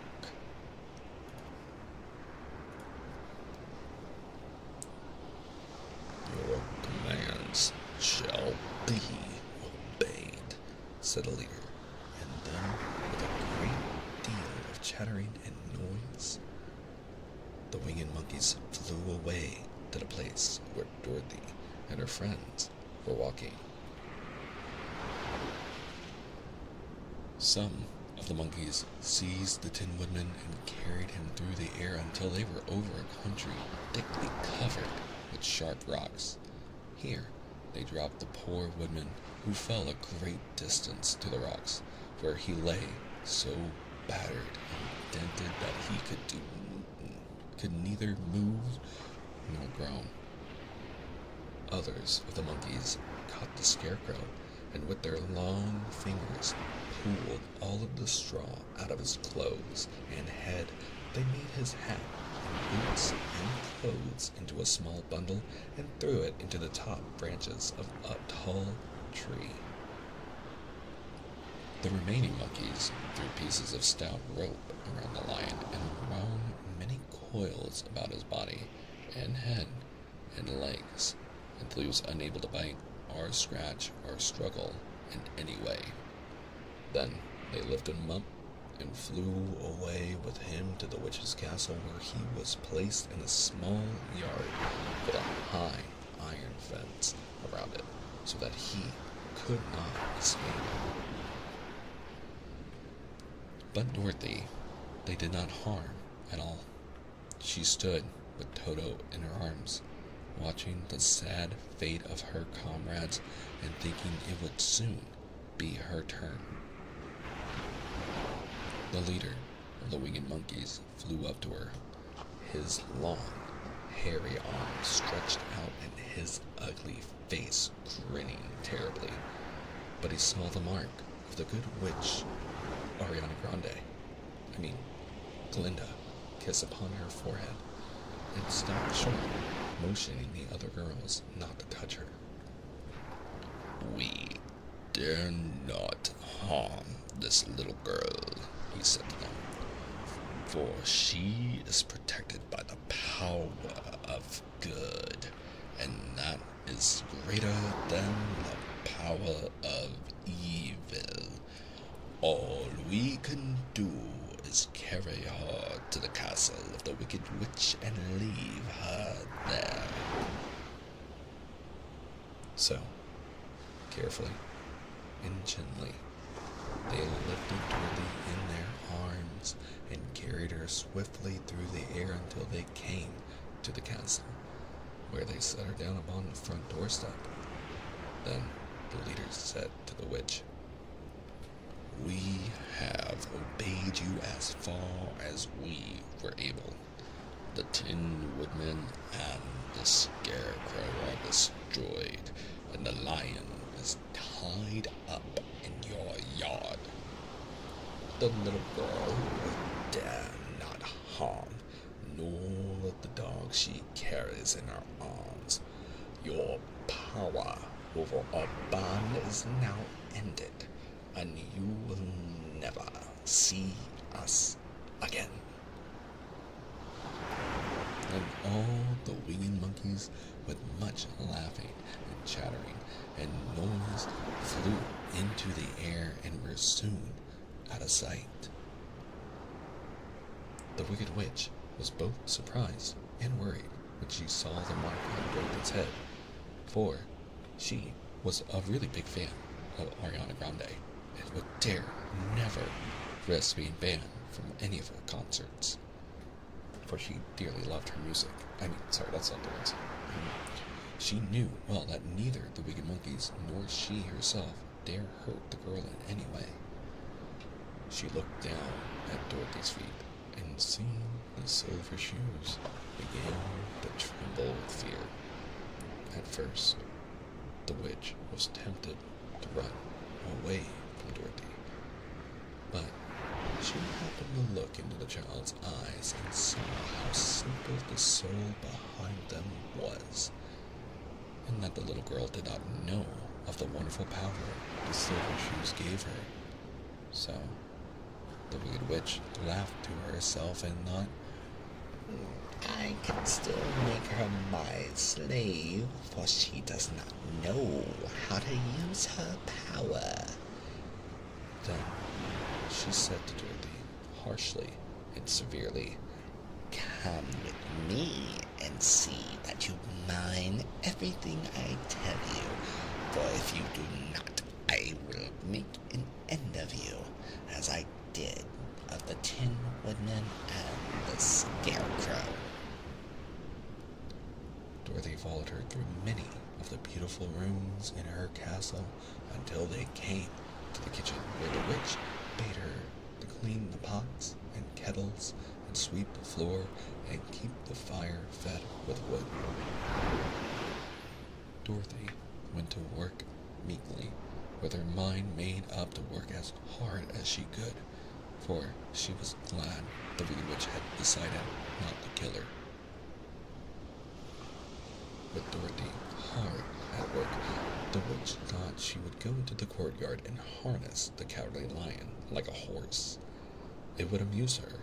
She was sure to make him draw her chariot whenever she wished to go for a drive. But as she opened the gate, the lion gave a loud, "Oh, poor lion."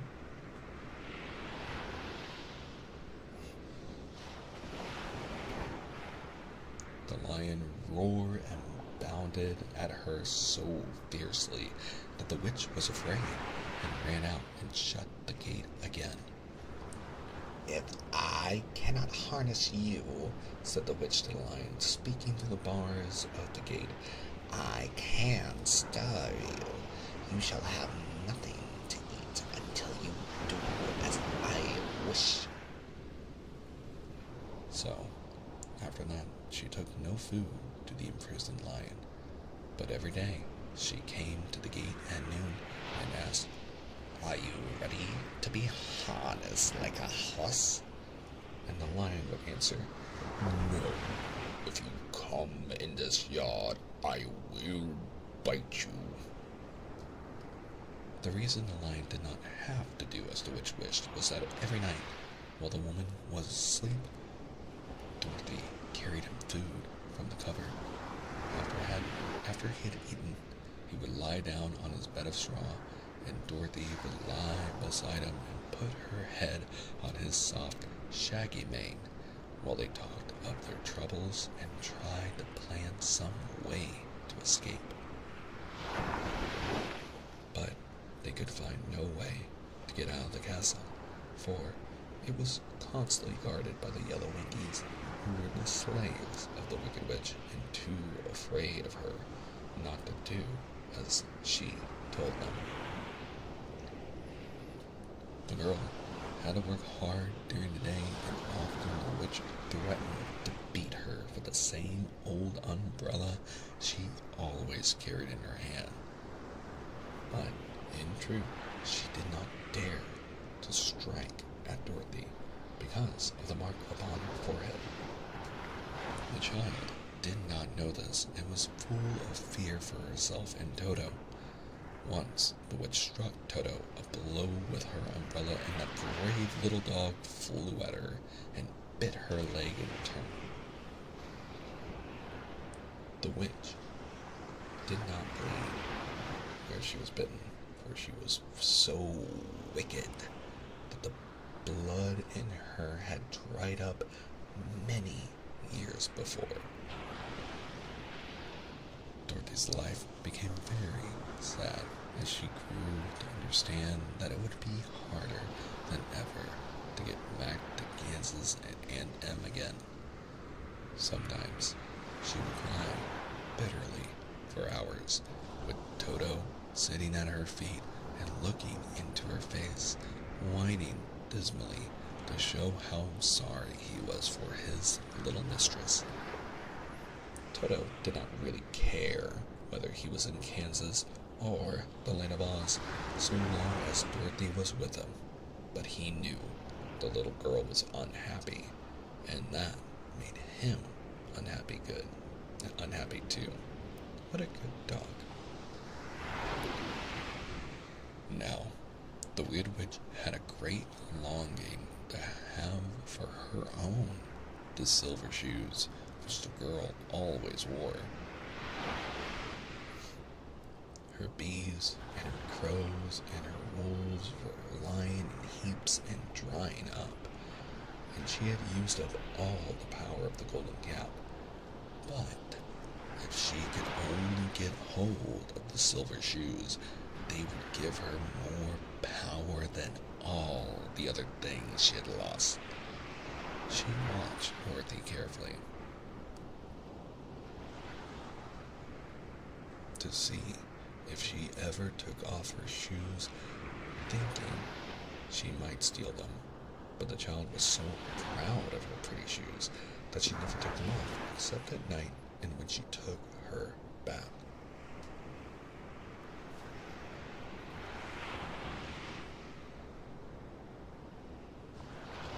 The witch was too much afraid of the dark to dare go in Dorothy's room at night to take the shoes, and her dread of water was greater than her fear of the dark, so she never came near when Dorothy was bathing.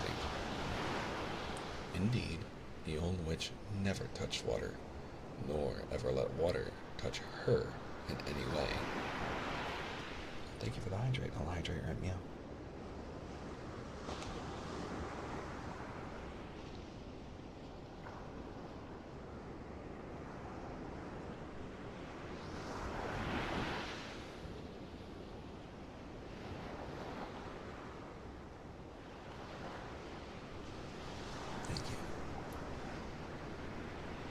But the wicked creature was very cunning, and she finally thought of a trick that would give her what she wanted.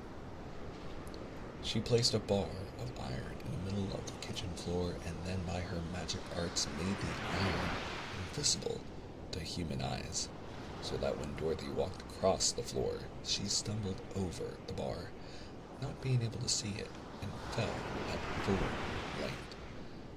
She was not much hurt, but in her fall, one of the silver shoes came off, and before she could reach it, the witch had snatched it away and put it on her own skinny foot.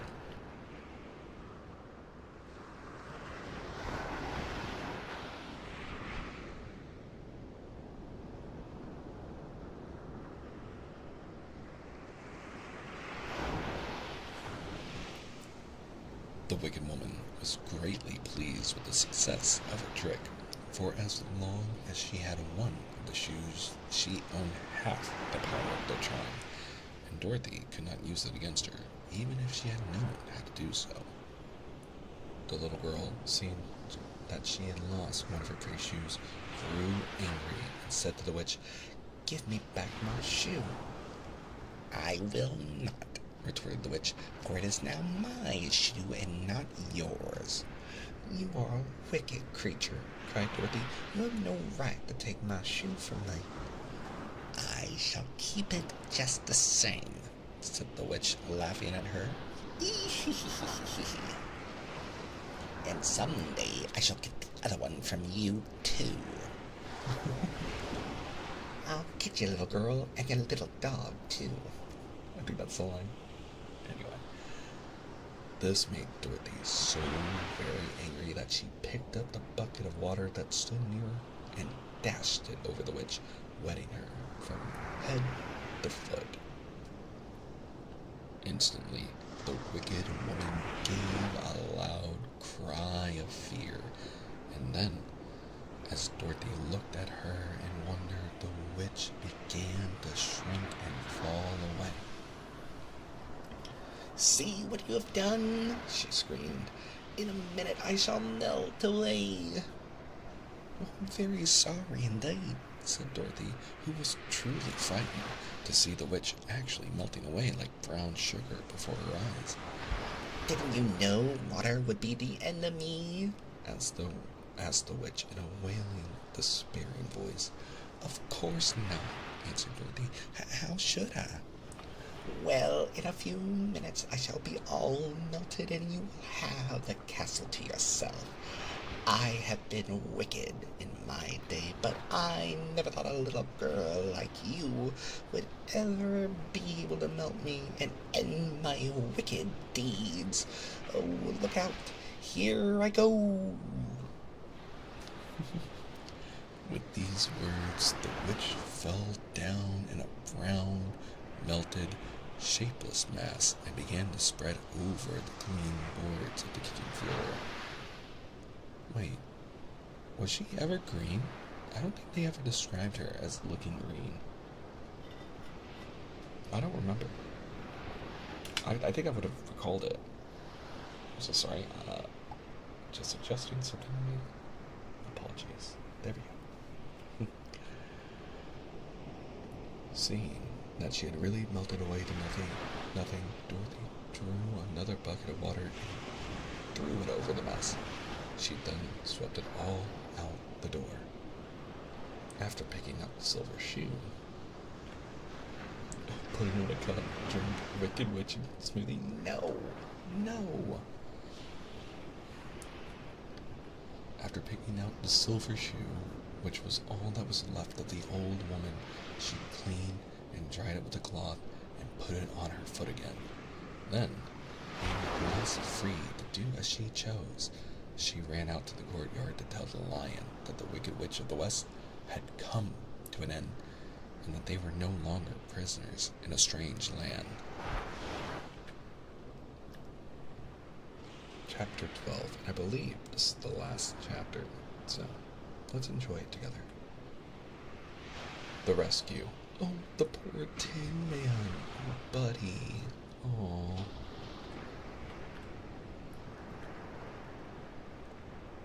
The Cowardly Lion was much pleased to hear that the Wicked Witch had been melted by a bucket of water, and Dorothy at once unlocked the gate of his prison and set him free.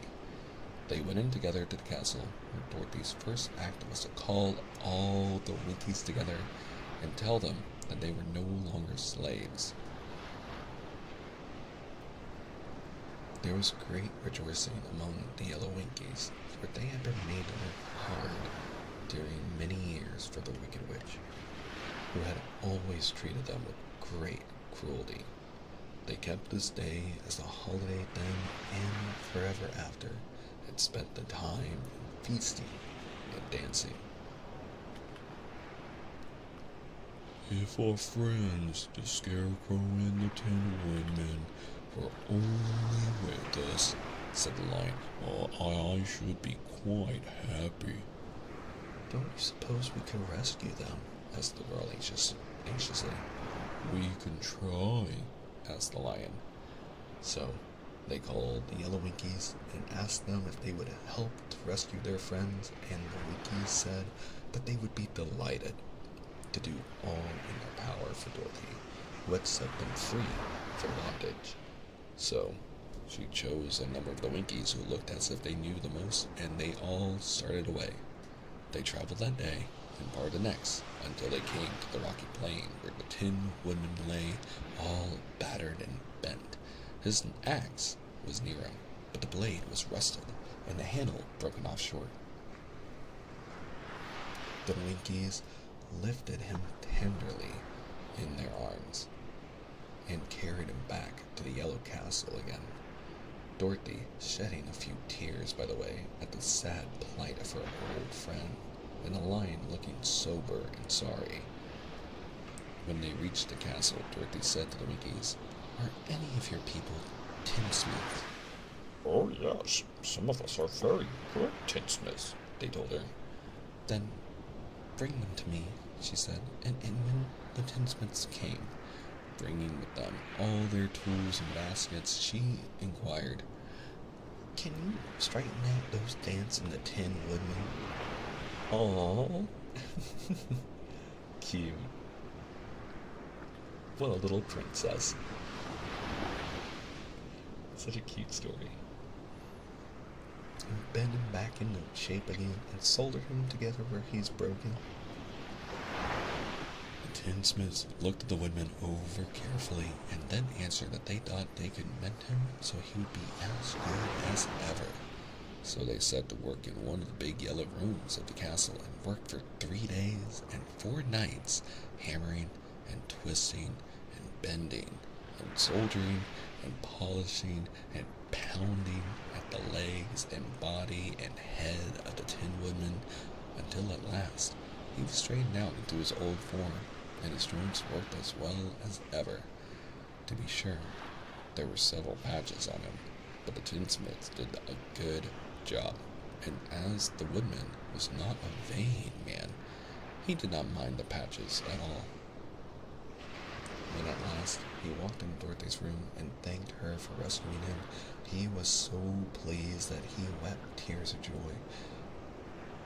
And Dorothy had to wipe every tear carefully from his face with her apron, so his joints would not be rusted. At the same time, her own tears fell thick and fast at the joy of meeting her old friend again, and these tears did not need to be wiped away. As for the lion, he wiped his eyes so often with the tip of his tail that it became quite wet, and he was obliged to go out into the courtyard and hold it in the sun until it was dried again.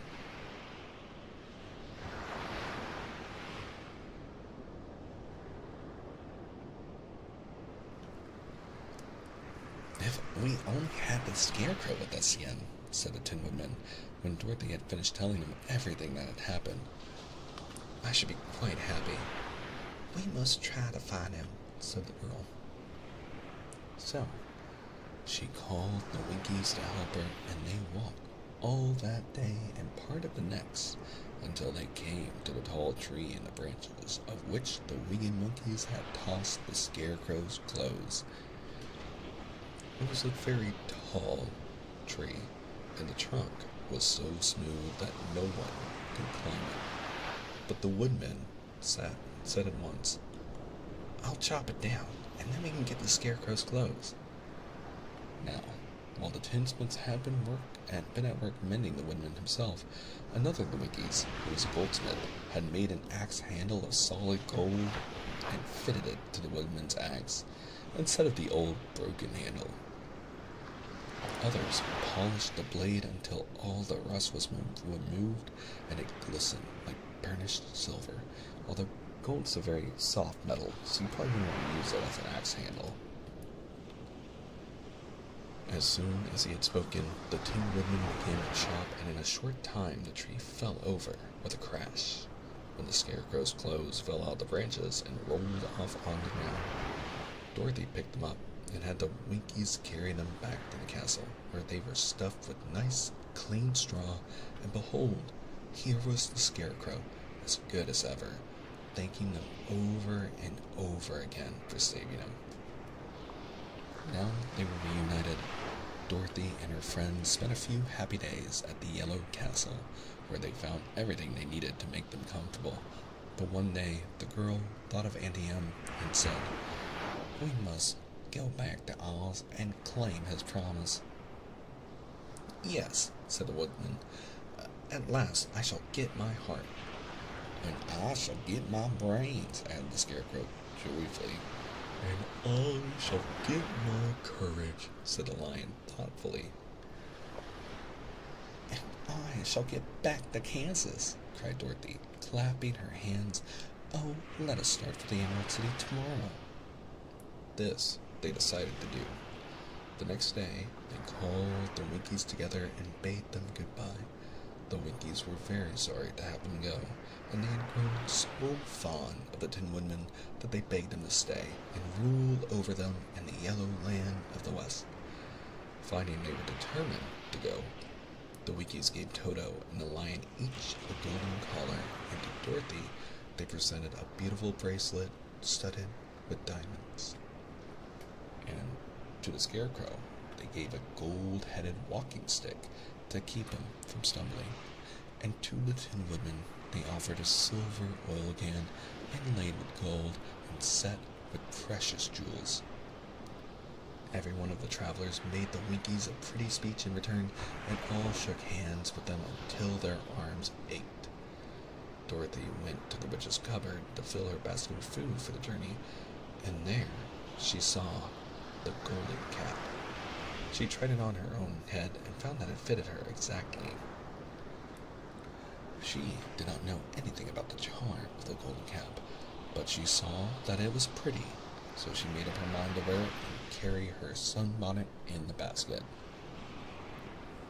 Then, being prepared for the journey, they all started for the Emerald City, and the Winkies gave them 3 cheers and many good wishes to carry them. Chapter. This is 14, right? Did we skip a chapter? Am I miss? No. Anyway, chapter 14, The Winged Monkeys.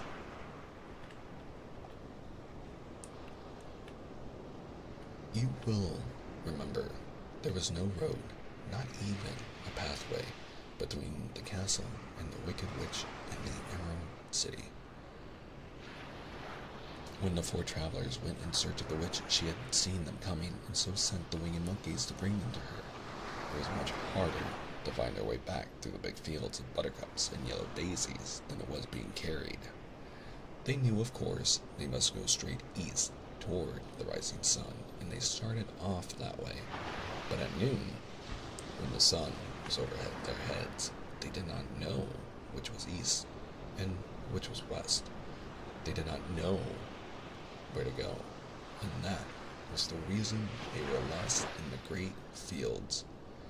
They kept on walking, however, and at night the moon came out and shone brightly, so they lay down among the sweet-smelling yellow flowers and slept soundly until morning. Well, all but the Scarecrow, the Tin Woodman. The next morning, the sun was behind a cloud, but they started on as if they were quite sure which way they were going. "If we walk far enough," said Dorothy, "we shall sometime come to a place, I'm sure." But day by day passed away, and they still saw nothing before them but the yellow fields. The Scarecrow began to grumble a bit. "We've surely lost our way," he said, "and unless we find it again in time to reach the Emerald City, I shall never get my brains." "Nor I my heart," declared the Tin Woodman. "It seems to me I can scarcely wait to get to Oz, and you must admit this is a very long journey." "You see," said the Cowardly Lion with a whimper, "I haven't the courage to keep tramping forever without getting anywhere at all." Then Dorothy lost heart. She sat down on the grass and looked at her companions, and they sat down and looked at her, and Toto found that for the first time in his life, he was too tired to chase a butterfly that flew past his head. So he put out his tongue and panted and looked at Dorothy as if to ask what they should do next. Oh. What do they do next? We'll have to see. Oh my. Wait, are there 100 more pages? Oh my goodness, the book is nowhere near done? Interesting. Well then, we might have to finish this on Thursday, but that's fine. I don't mind. We'll finish up this chapter, my friends.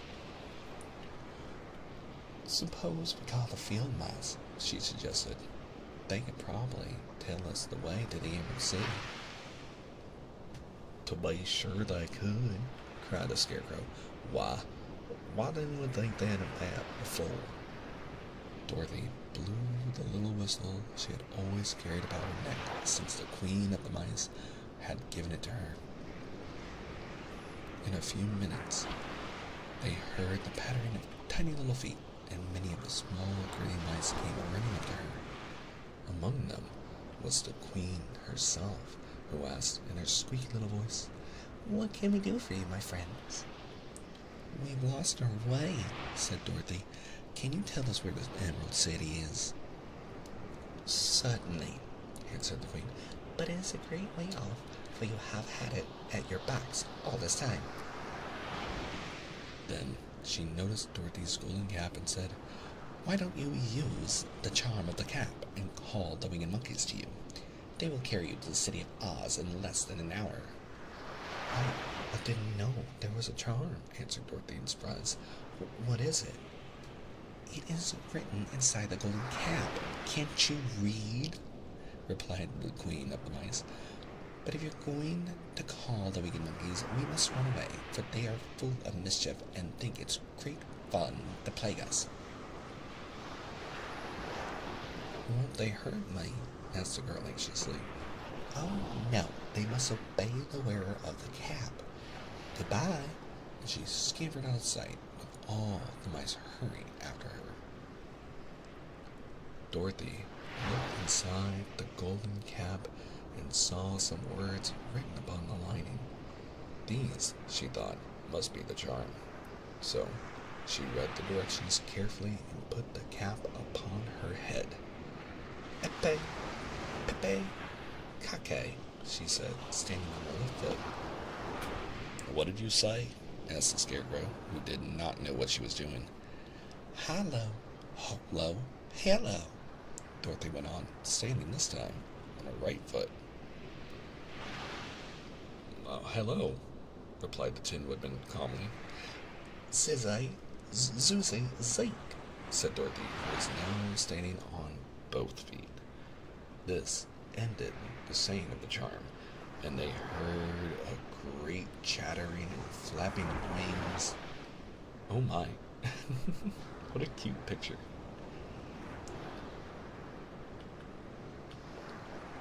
As the band of winged monkeys flew up to them, the king bowed low before Dorothy and asked,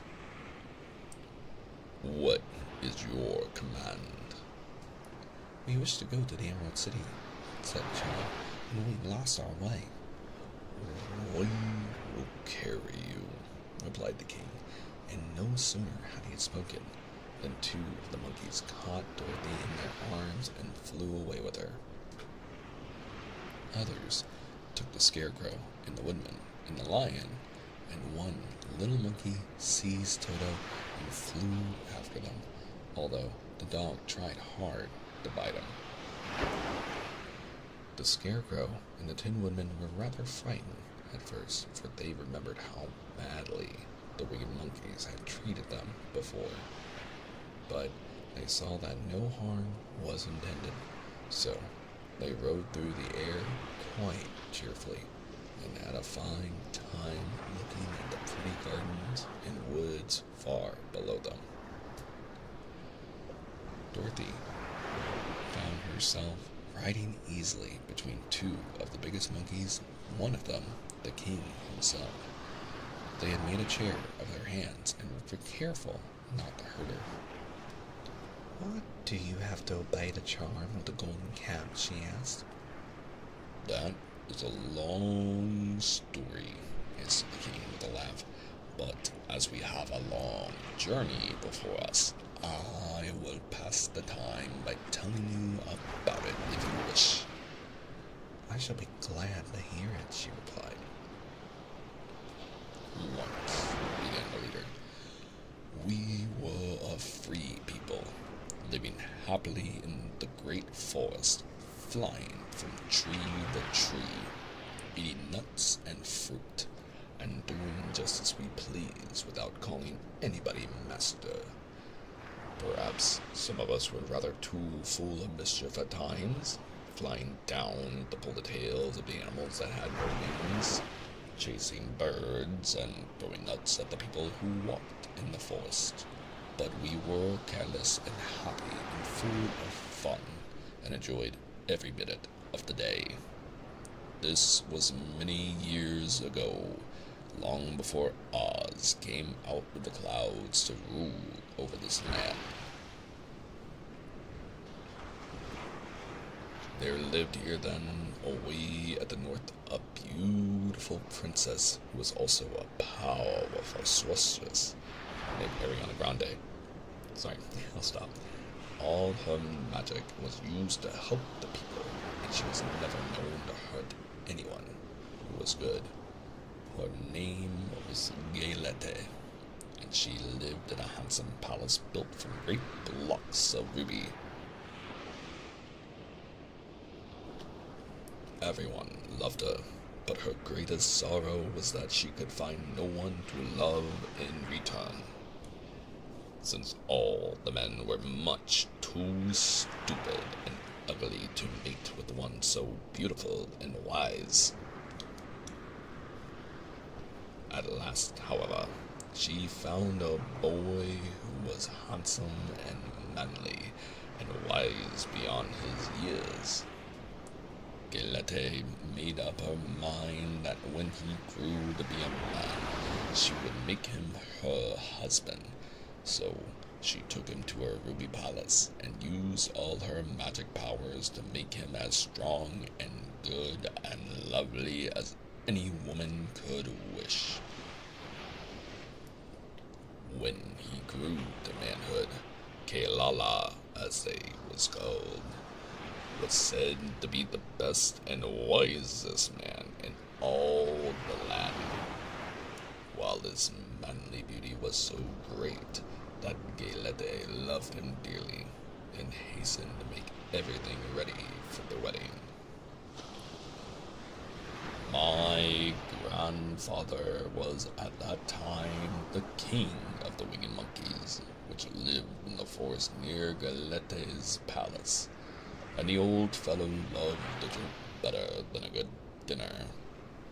One day, just before the wedding, my grandfather was flying out with his band when he saw Kailala walking beside the river. He was dressed in a rich costume of pink silk and purple velvet, and my grandfather thought he would see what he could do. At his word, the band flew down and seized Kailala, carried him in their arms until they were over the middle of the river, and then dropped him into the water. "Swim out, my fine fellow," cried my grandfather, "and see if the water has spotted your clothes." Kailala was much too wise not to swim, and he was not in the least spoiled by all of his good fortune. He laughed when he came to the top of the water and swam to shore. But when Gaylete came running out to him, she found his silks and velvet all ruined by the river. The princess was very angry, and she knew, of course, who did it. She had all the winged monkeys brought before her, and she said at first that their wings should be tied, and they should be treated as they had treated Kailala and dropped in the river. But my grandfather pleaded hard, for he knew the monkeys would drown in the river with their wings tied, and Kailala said a kind word for them also, so that Gaylete finally spared them on condition that the winged monkey should after do 3 times the bidding of the owner of the golden cap. This cap had been made for a wedding present to Kailala, and it is said to have cost the princess half her kingdom. Of course, my grandfather and all the other monkeys at once agreed to the condition, and that is how it happens that we are 3 times the slaves of the owner of the golden cap, whomsoever he may be. And what became of them? Asked Dorothy, who had been greatly interested in the story. Kelala, being the first owner of the golden cap, replied the monkey, he was the first to lay his wishes upon us. As his bride could not bear the sight of us, he called us all to him in the forest after he had married her, and ordered us to always keep where she could never again set eyes on a winged monkey, which we were glad to do, for we were all afraid of her. This was all we ever had to do until the golden cap fell into the hands of the wicked witch of the west, who made us enslave the Winkies and afterward drive Oz himself out of the land of the west. Now the golden cap is yours, and 3 times you have the right to lay your wishes upon us. As the Monkey King finished his story, Dorothy looked down and saw the green, shining walls of the Emerald City before them.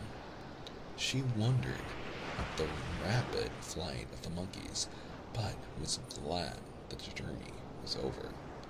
The strange creatures set the travelers down carefully before the gate of the city.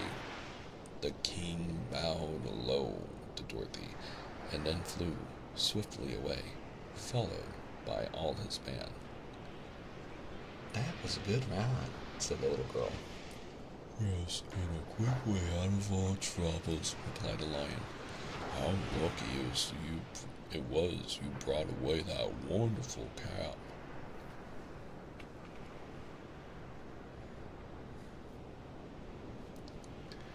And with that, we have arrived at chapter 15, the discovery of Oz the Terrible. However, that is where we are going to end our stream for the night. And for everyone over on YouTube, thank you so much for hanging out with me. And if you desire more ASMR content, I do have the beginning of the reading of the story in the playlist that this recording will be sent to, so that you all can go and enjoy at your leisure. There's also other ASMR content that you all can listen to if you so desire. I will be back on Thursday at 8 p.m. Eastern Standard Time, in which we will finish The Wonderful Wizard of Oz. Thank you all for keeping me company.